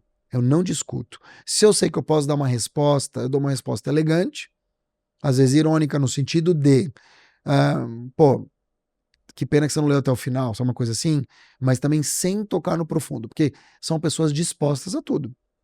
A tudo. E isso é estratégia também. Muito. Né? Aliás, é a estratégia. As pessoas se preocupam muito mais de como você vai responder. Agora esse cara pegou o Mark. Quero saber como ele se sai dessa. Uhum. A pessoa fica ali, esperando se apanhar. Então, e tem uma coisa chamada print, né? A pessoa printa os comentários e manda pro WhatsApp. Fala, tá vendo o Mark? Que barraqueiro. Sabia. O cara pegou ele aqui, não teve o que responder. Então, o que eu faço hoje? Penso 10 vezes antes de postar. Há muitos anos. 10 vezes. Entendo os cenários. Isso aqui vai ser sensível. Eu vou apanhar daqui. Mas se eu apanhar daqui, eu consigo me defender? Se eu sinto que tem dubiedade, eu nem posto. Você vê como a estratégia, Não posto. ela transcende pensar em pauta do que você vai falar. A pauta às vezes é o de menos, Exato. às vezes é a mensagem, Exato, às vezes porque é o... são duas vias, né? É, lógico. Vou falar, por exemplo, sabe assim, falar do Papa. Legal, mas dependendo do que você falar, vai cair gente matando. Te dou um exemplo simples. Agora tá na moda esses pastores pentecostais que falam as línguas dos anjos. É super comum. Tem uns 2 ou 3 que fazem muito barulho. Inclusive um menino de 15 anos. Eu fiz um post domingo sobre esse menino missionário e ele faz taca, juro, desse jeito. Tem gente que, óbvio, cai matando no menino porque ele pega um diagnóstico de câncer e ele rasga. Fala, Jesus vai te curar, uma coisa assim. É um absurdo, óbvio. Como é que você fala uma pessoa que, com todo o respeito a Jesus, mas assim, que ela não vai ser curada pela medicina se ela tem um câncer, que ela não precisa se tratar. Isso não existe. Mas eu poderia ter ido e falar do menino, né? O que eu fiz? Fiz um post sobre glossolofobia, uma coisa assim, que é ou glossololia, eu não sei o nome, não vou lembrar, mas assim, que é o nome que se dá a línguas estranhas nas igrejas pentecostais. Isso existe um termo para isso. De novo, você foi para técnica. Claro. E dizer o seguinte, olha, isso também é uma linguagem, mas tem gente confundindo performance e algoritmo com fé. E aí eu escrevi um texto ali curto, dando a minha visão e trazendo uma informação a mais, que é o nome desse negócio e que existe. E foi um conteúdo que você produziu ou você comentou? Não, produzi. E coloquei o vídeo do menino. Porque todo mundo que viu o vídeo fala, não, ele vai meter o pau, vai zoar. Igual o Trump e Zelensky. Exato. Foi menos, porque na verdade o menino já tem muito hater, então ninguém estava muito interessado em defender. Mas eu não fui na linha que todo mundo estava indo. Do tipo, vou zoar, eu poderia falar, que língua que ele tá falando, gente? E não. Óbvio que ele não tá falando língua nenhuma. Mas eu fui para dizer o seguinte, olha, existe uma tendência que é esse tipo de língua dos anjos, entre aspas, que está viralizando na internet e mais, que tem muita gente acreditando. Agora, performance não é fé. Eu acho muito curioso como você consegue... E isso eu vejo, porque eu vejo muito seus conteúdos. Que bom, fico honrado. Mas eu vejo como você consegue tocar em temas que poderiam ser polêmicos, mas você não fica em cima do muro, Sim. Mas a forma que você opina é uma forma técnica. Sim. E daí não dá pra falar que você tomou partido ou que você... Ou mesmo se eu tomar, eu vou argumentar e aí que tá. É muito importante deixar claro. Que você não polariza. Acho que é melhor falar dessa forma. Você pode ter uma posição, mas você não polarizou. Não tô radical. Todo mundo tem opinião. Todo mundo tem opinião. Se eu te disser, vou votar no Bolsonaro e vou justificar, eu tenho uma opinião. Se eu disser, vou votar no Lula e vou justificar, eu tenho uma opinião. E esse não é o problema. Não é o problema você votar em A ou B. Não é o problema você... Eu escutei isso de muitas mulheres quando teve aquela história do Thales Gomes. De muitas mulheres, que ele estava certo. O jeito foi... a questão foi o jeito que ele comentou. Uhum. E os posts pregressos dele. Uhum. Tá? Então, o post em si das mulheres, o teor, o tema, não foi problema para muitas mulheres. Uhum. Não foi problema de ser ele. Sim. E o jeito que ele colocou. Uhum. Então, 90% dos problemas de comunicação não são o que você fala, é como você fala. Uhum. Isso pra mim é muito nítido. E contextos, né? E contextos. E você trazer um contexto de, talvez se ele tivesse trazido ali, eu não me lembro muito do post, mas toda uma história, trazendo números, trazendo dados e tal, e explicasse, né, que hoje existe uma corrente de mulheres que preferem... Ele ia apanhar, mais menos. né? Então, o que eu quero dizer? O trabalho do comunicador é ter essa sensibilidade de, se você ficar em cima do muro, você vai ser considerado um genérico. Se você trouxer velharia, ninguém vai te olhar como uma pessoa que se antevê, porque eu também faço isso. Eu tento trazer, às vezes, um fato, uma coisa, que a pessoa vê 2 dias depois. Fala, puta, eu vi isso no Mark. Ele tinha falado isso, ele tinha trazido isso. Isso para mim é importante, porque se eu fizer um conteúdo só técnico, qual a graça? Então você tem que conectar o técnico com o timing. Sim, e às vezes eu já cometi o erro de trazer muita questão, né? Muitos temas e nunca conectar com o meu trabalho. E aí eu perdia, porque eu falava, bom, o Mark é muito legal, eu adoro ele, mas ele vende o quê? Gera engajamento, né? Mas no fim das contas, o que constrói para o negócio? Exatamente, eu vou né? contratar ele para quê? Porque ele falou do Lula e Bolsonaro? Não. Agora, se eu trago, por exemplo, a história do Zelensky, do Trump, falo da importância da imagem, do posicionamento, disso, daquilo, e conecto com o CTA, Call to Action, que leve para o meu negócio, eu falo, pô, gostei da visão desse cara. É muito legal, né? Porque tudo que você falou, né, de você destilar um tema que pode ser polêmico, que pode polarizar, e isso não é só sobre política ou sobre redes sociais, Não. é sobre a conversa em casa, é sobre o trabalho, é Sim. sobre liderança. Palavras, língua dos anjos na igreja. Exato. Tudo é tema, desde que você tenha uma visão. Agora, claro, se você for inteligente, você vai entender que tem alguns temas que conectam mais, outros menos. O João Branco faz isso muito bem. E aí você embala tudo isso sobre os skills. Sim. Né? No meu caso, por exemplo, o caso do João Branco, que é um super especialista, tem 1000 cases, inclusive, ou principalmente do McDonald's nos últimos anos. O João Branco ele faz isso muito bem. Ele fala de publicidade, ele traz a visão dele de publicidade, de propagandas que estão no ar. Sim. E ele joga muitas vezes para a audiência, para que a audiência possa responder. Então, veja, ele traz uma visão, conecta com o assunto, traz o molho, e ele joga para a audiência. Por quê? Porque ele está protagonizando a audiência. E aí ele tem o quê? Um recall, ele tem ele traz um tema quente, ele prova a autoridade dele, porque ele sabe muito bem o que ele está falando, e ele também protagoniza as pessoas que têm opinião sobre aquilo. Mas em vez dele meter o pau, ou trazer, ou se posicionar, eu acho isso, eu acho aquilo, ele te joga num lugar que ele quer ouvir de você. Lógico que ele tem uma opinião, mas será que para tudo você precisa dar opinião? Eu acho que não. Então ele é um cara que eu sigo muito, que faz um trabalho muito brilhante nesse ponto. Tem por trás dessa simplicidade que gera reconhecimento e engaja, tem muita estratégia. Claro. E repertório. Claro, mas é assim, o mais difícil é o simples. Se você parar para pensar, você tá com o iPhone aí? Não. Sim. Pega aí teu iPhone, tá aí atrás. Pro cara chegar nesse nível de não ter um botão, imagina um trabalho que não dá. Pro cara ter uma página em branco, escrita Google, e só tem um fiozinho ali para você colocar e ter um monstro atrás, imagina o nível de dificuldade. Então, a simplicidade é o estado da arte. É difícil ser simples. Para chegar naquilo, claro, repertório e outros skills mais. Claro, imagina, né? Para um cara ter é muito difícil. Por quê? Porque quanto mais a gente adultiza, mais a gente cresce, mais a gente quer ficar naquele lugar do vou falar difícil. Isso acontece muito com os advogados. Eu sempre falo com o advogado em relação a isso. O advogado ele tem esse problema, entre aspas, ele sempre acha que está falando com outros advogados. Então ele precisa falar bonito, ele precisa dificultar, ele precisa florear, ele precisa trazer, né, os termos, o juridiquês e tal. Quando, na verdade, quem fala fácil é quem conecta. Grandes líderes, né, são assim. Não precisa ser grande líder. Você pode pegar o Drauzio Varela, meu amigo Jean Gorenstein, ex-secretário de Saúde de São Paulo. São pessoas que elas mastigam de um jeito que elas captam a maioria. Que elas pegam um tema que é denso, sim, e elas popularizam no melhor sentido, que é tornar popular.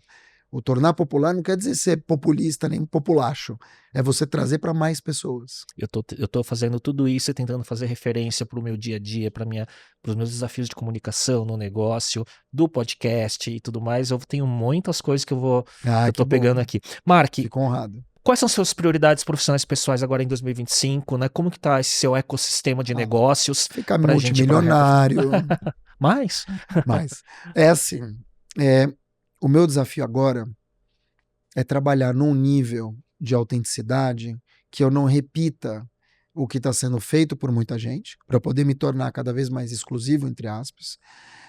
Eu trabalhar num nível de conversa que eu possa encontrar o meu cliente ideal, que ele vai mudando também, por incrível que pareça. Ele vai mudando, né? Você tem inúmeros desafios das empresas. Quais são os setores que estão bombando?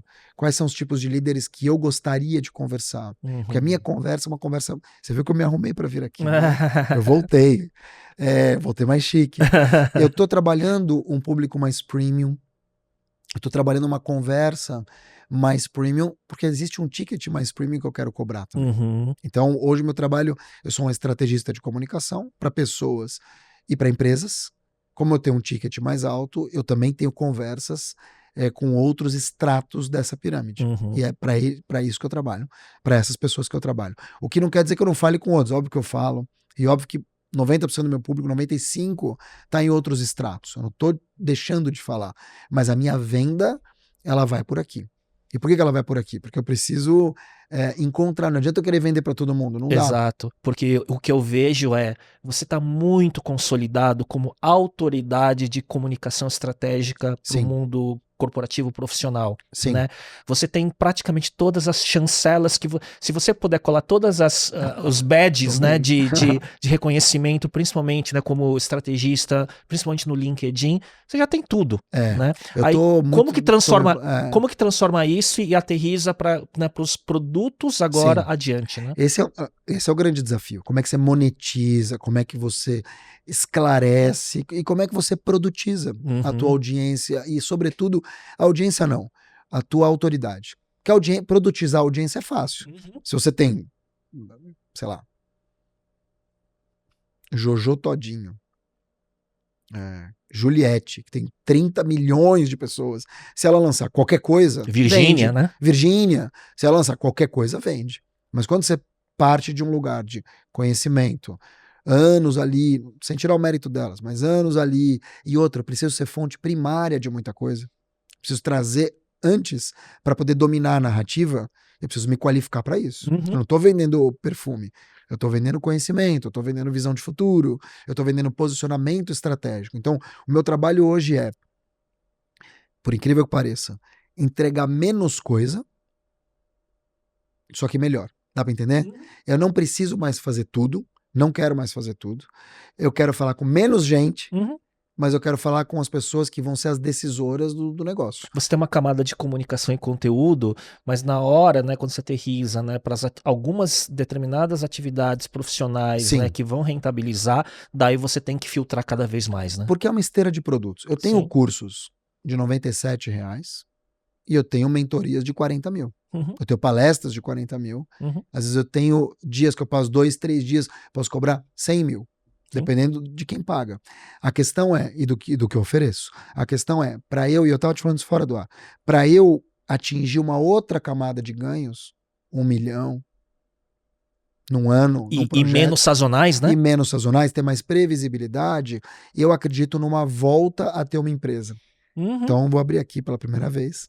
Eu estou montando uma consultoria chamada MTWL, que são as minhas iniciais, estratégia, que é justamente no segundo semestre, trabalhar, ter um produto que seja eu para minha própria, mas que não dependa tudo de mim. Que eu crie uma metodologia para que ela possa ser replicada. Ou seja, uma consultoria boutique de posicionamento estratégico, de comunicação estratégica, a depender de públicos. Eu não vou deixar de atender as pessoas que eu atendo e fazer o que eu faço bem para várias camadas.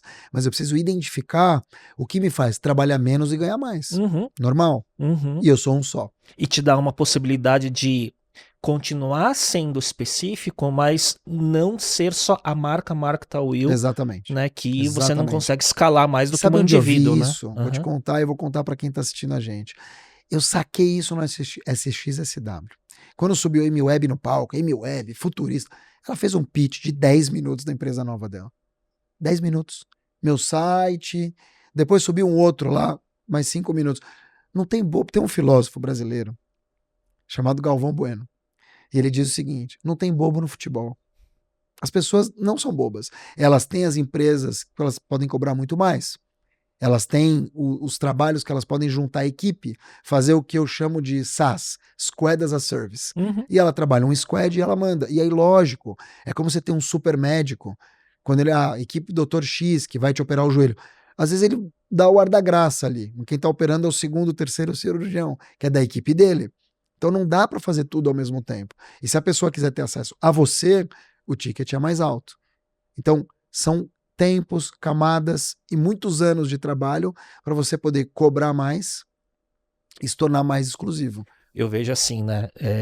Como eu admiro muito, né? Esse seu posicionamento, conteúdo. Você tá agora de um posicionamento e de uma autoridade que está mais do que consolidada, agora fazendo essa tradução, né, do maior potencial possível, né, do business, né? Sim, e vou te falar, eu tenho conversado com muita gente, de vários estratos, e de vários lugares do Brasil, de fora do Brasil.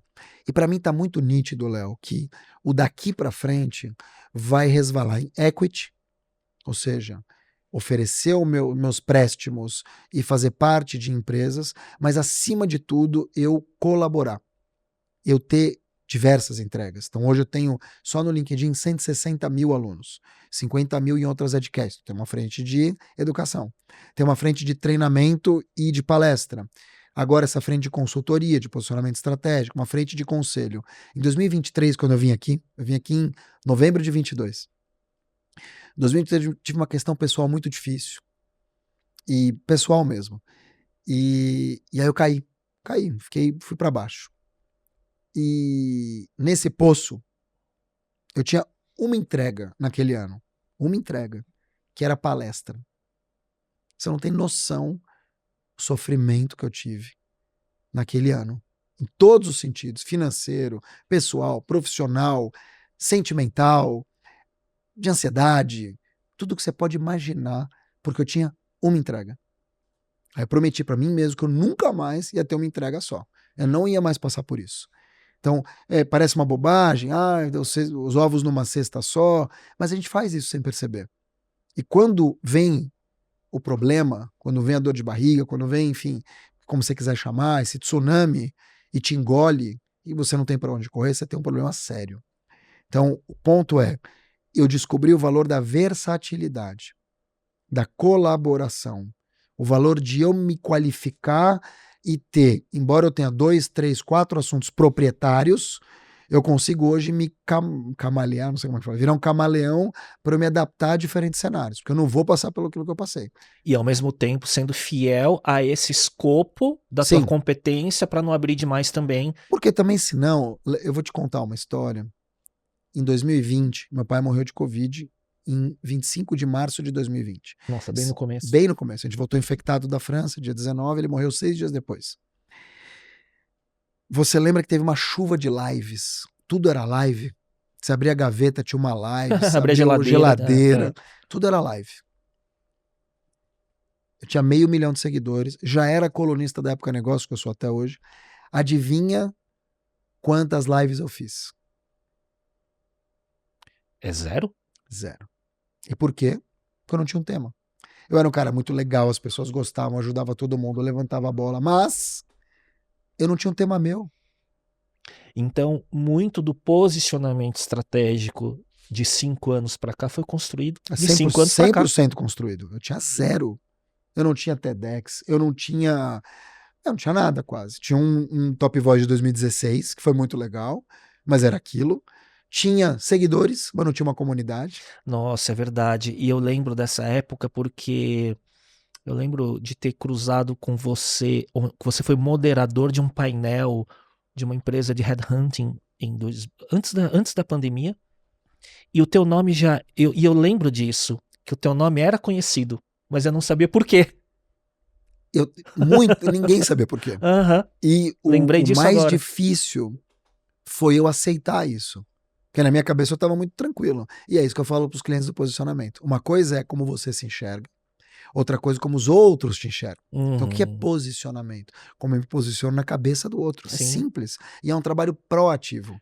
Se eu quiser vender qualquer coisa hoje, eu preciso martelar que eu faço isso, que eu vendo isso, que eu entrego isso, e a pessoa precisa aceitar isso, entender isso. E aí você cria, porque a hora que ela pensar comunicação estratégica, posicionamento, lembrei do Mark. Senão, você fala uma coisa, a pessoa pensa outra, fica nesse flow ali, aquela fumaça, e era o que aconteceu comigo. Eu escrevia sobre tudo, as pessoas gostavam de mim, muito legal. Mas na hora do vamos ver, elas contratavam o vizinho. Então eu tive que trocar a asa do avião com o avião voando.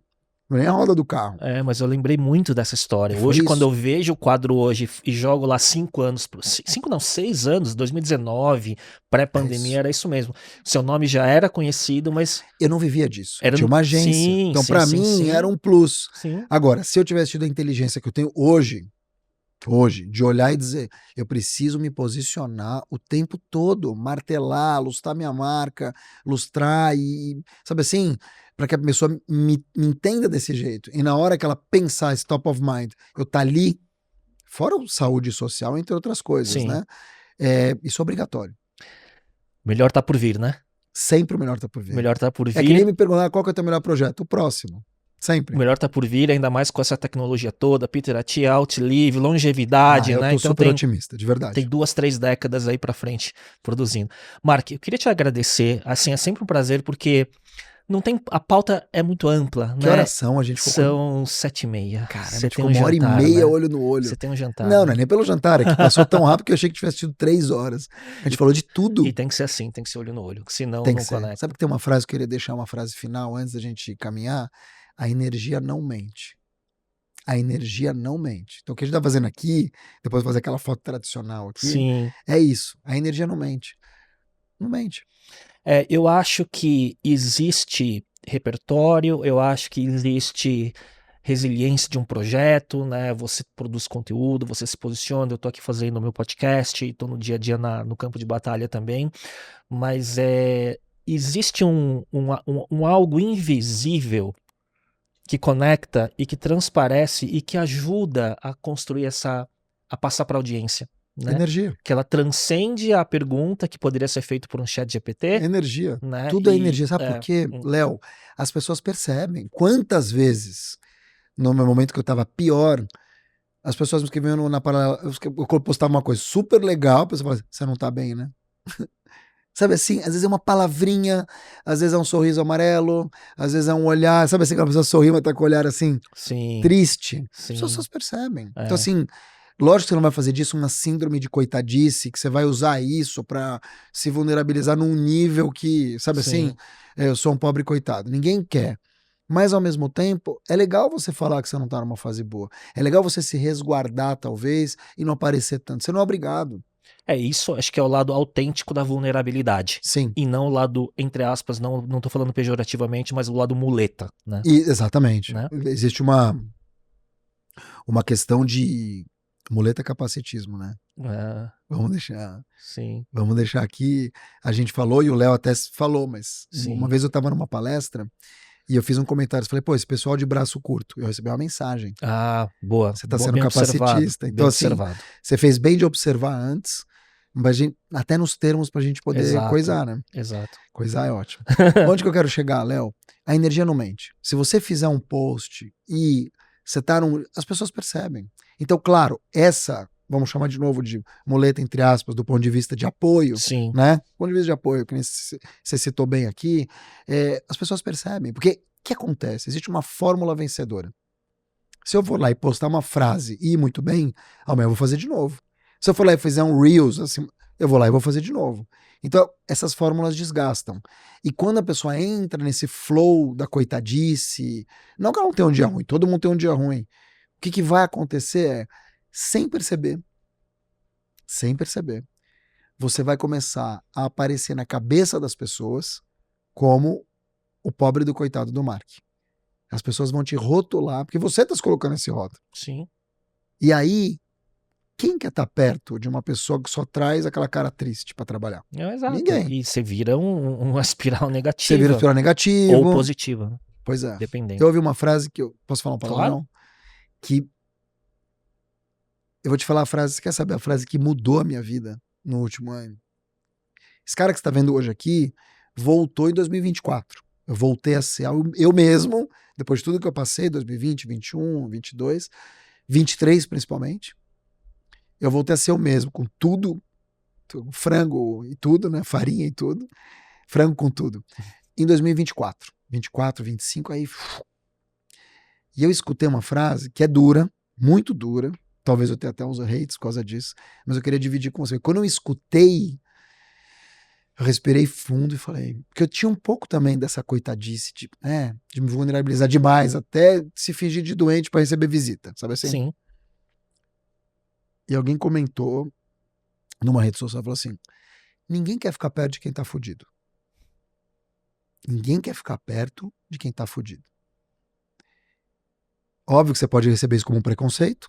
Tem muita gente fudida, pô, não quer ficar... Não é disso que ele tava falando. Uhum. Nem lembro quem era. Mas aquilo me entrou de um jeito para dizer o seguinte, as pessoas vão me estender a mão até a página 2. Na 3, deixa o Mark lá. Eu vou ajudar quem realmente precisa e o Mark que se vire. E foi isso que aconteceu. Quando eu voltei e procurei ajuda, e todo tipo de ajuda médica, remédio, e depois eu parei de tomar remédio, mas assim, eu fui me reconstruir, e essas pessoas voltaram todas, me aclamando, eu nos ombros. O que eu percebi? Que é verdade. As pessoas não querem ficar perto de quem tá fudido e quem fica falando isso o tempo inteiro. Então, se você tem um problema, não é papo de coach, com todo respeito aos coaches, tenho vários amigos, mas trabalha para sair disso. Se você trabalhar para sair disso, que demora, e quando você começa a tirar o pé, a vida meio que vai voltando ao normal. Ah, mas tem muita gente interesseira. Assim funciona o mundo. Mas ninguém quer ficar perto de quem tá fudido. Quanto mais você estiver nesse lugar, mais as oportunidades vão fugir. E as pessoas também. E tem que ler a segunda camada dessa frase, né? Para entender. Que é? Não, que por trás dessa frase forte, né? Sim. Existe uma reflexão do vitimismo que tá dentro de você, né? Sim. Que aceitar, você tem que aceitar. Como eu aceitei também 5 anos atrás, que eu não era nada disso. Sim. Zero. Eu, por experiência, eu vejo que os momentos que eu tive, os maiores desafios da minha vida, e não foram poucos, né, na trajetória, principalmente profissional, a gente se identifica muito, né? Nossa, eu não sei que outro episódio tá falando, a gente se identifica muito pelo nosso título profissional, né? Sim, Nossa identidade, né? E eu sim. sou muito assim O também. homem é muito assim, né? Eu sou muito assim, acho que tem essa cultura oriental também, da Sim. honra, do trabalho e tudo mais, mas os momentos mais... Eu vejo que tem os dois lados, que assim, no momento difícil, poucos estendem a mão, e no momento de destaque ou de sucesso, entre aspas, as pessoas vêm, mas muitas se omitem também. Muitas. Não, Eu nosso trade, a maioria. Eu acho que o sucesso, ou o aparente sucesso, quando você está num momento bom, eu vejo muito o silêncio das pessoas, muitas vezes. Eu tenho um grande amigo chamado Ricardo Voss, Uhum. de Santa Catarina. Uhum. Florianópolis. O cara que tem uma voz... E ele trabalha muito a questão dos arquétipos, da comunicação. É um profundista, vamos chamar assim. É um cara que vai ali, né? É um educador da comunicação, um estrategista de comunicação assertivo. Faz a mesma coisa que eu, só que melhor. Ele é melhor que eu. Mas eu amo o Ricardo. E por que eu tô te dizendo isso? Porque o Ricardo, ele trouxe uma questão uma vez, na época do Clubhouse. Lembra do falecido? Sim, claro. Ele terminava o Clubhouse e ele chamava pessoas para bater papo. E uma vez eu falei, cara, com todo respeito, assim, Clubhouse você tá falando com um monte de gente que na época tinha aquelas salas, e você fala, as pessoas te chamam, você sobe, os mentores, os bilionários. Você vai falar com 20 pessoas, depois que você não conhece, vão comprar o quê? Ele falou, Mark. Ele não falou assim, ele falou, Mark. Que ele tem essa voz, né? Um vozeirão. São essas pessoas que vão me celebrar. São essas, entre aspas, anônimas, que vão estar comigo quando eu mais precisar. E é verdade. Então eu respondo todos os comentários. Você vai ver no meu.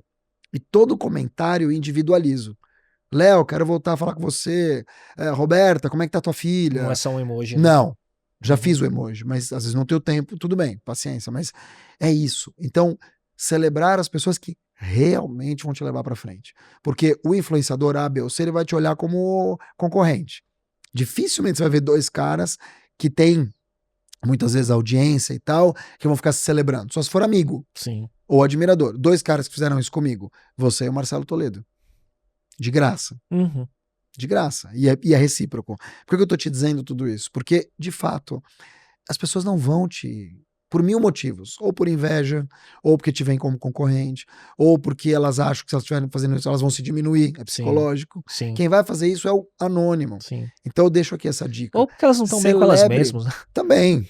Celebre essas pessoas que, teoricamente, são anônimas na tua vida, que não tem sucesso, que, entre aspas, como eu falei da história que eu fui lá domingo comer com meu amigo e a esposa dele que teve uma questão e tal. Por quê? Porque são essas pessoas que vão te ajudar na vida. São as pessoas que vão estar lá quando tudo estiver ruindo, desabando, são elas que vão te tirar do poço. Não é o famoso, não é o apresentador, não é o influenciador. Você está preocupado com ele. Muito bom.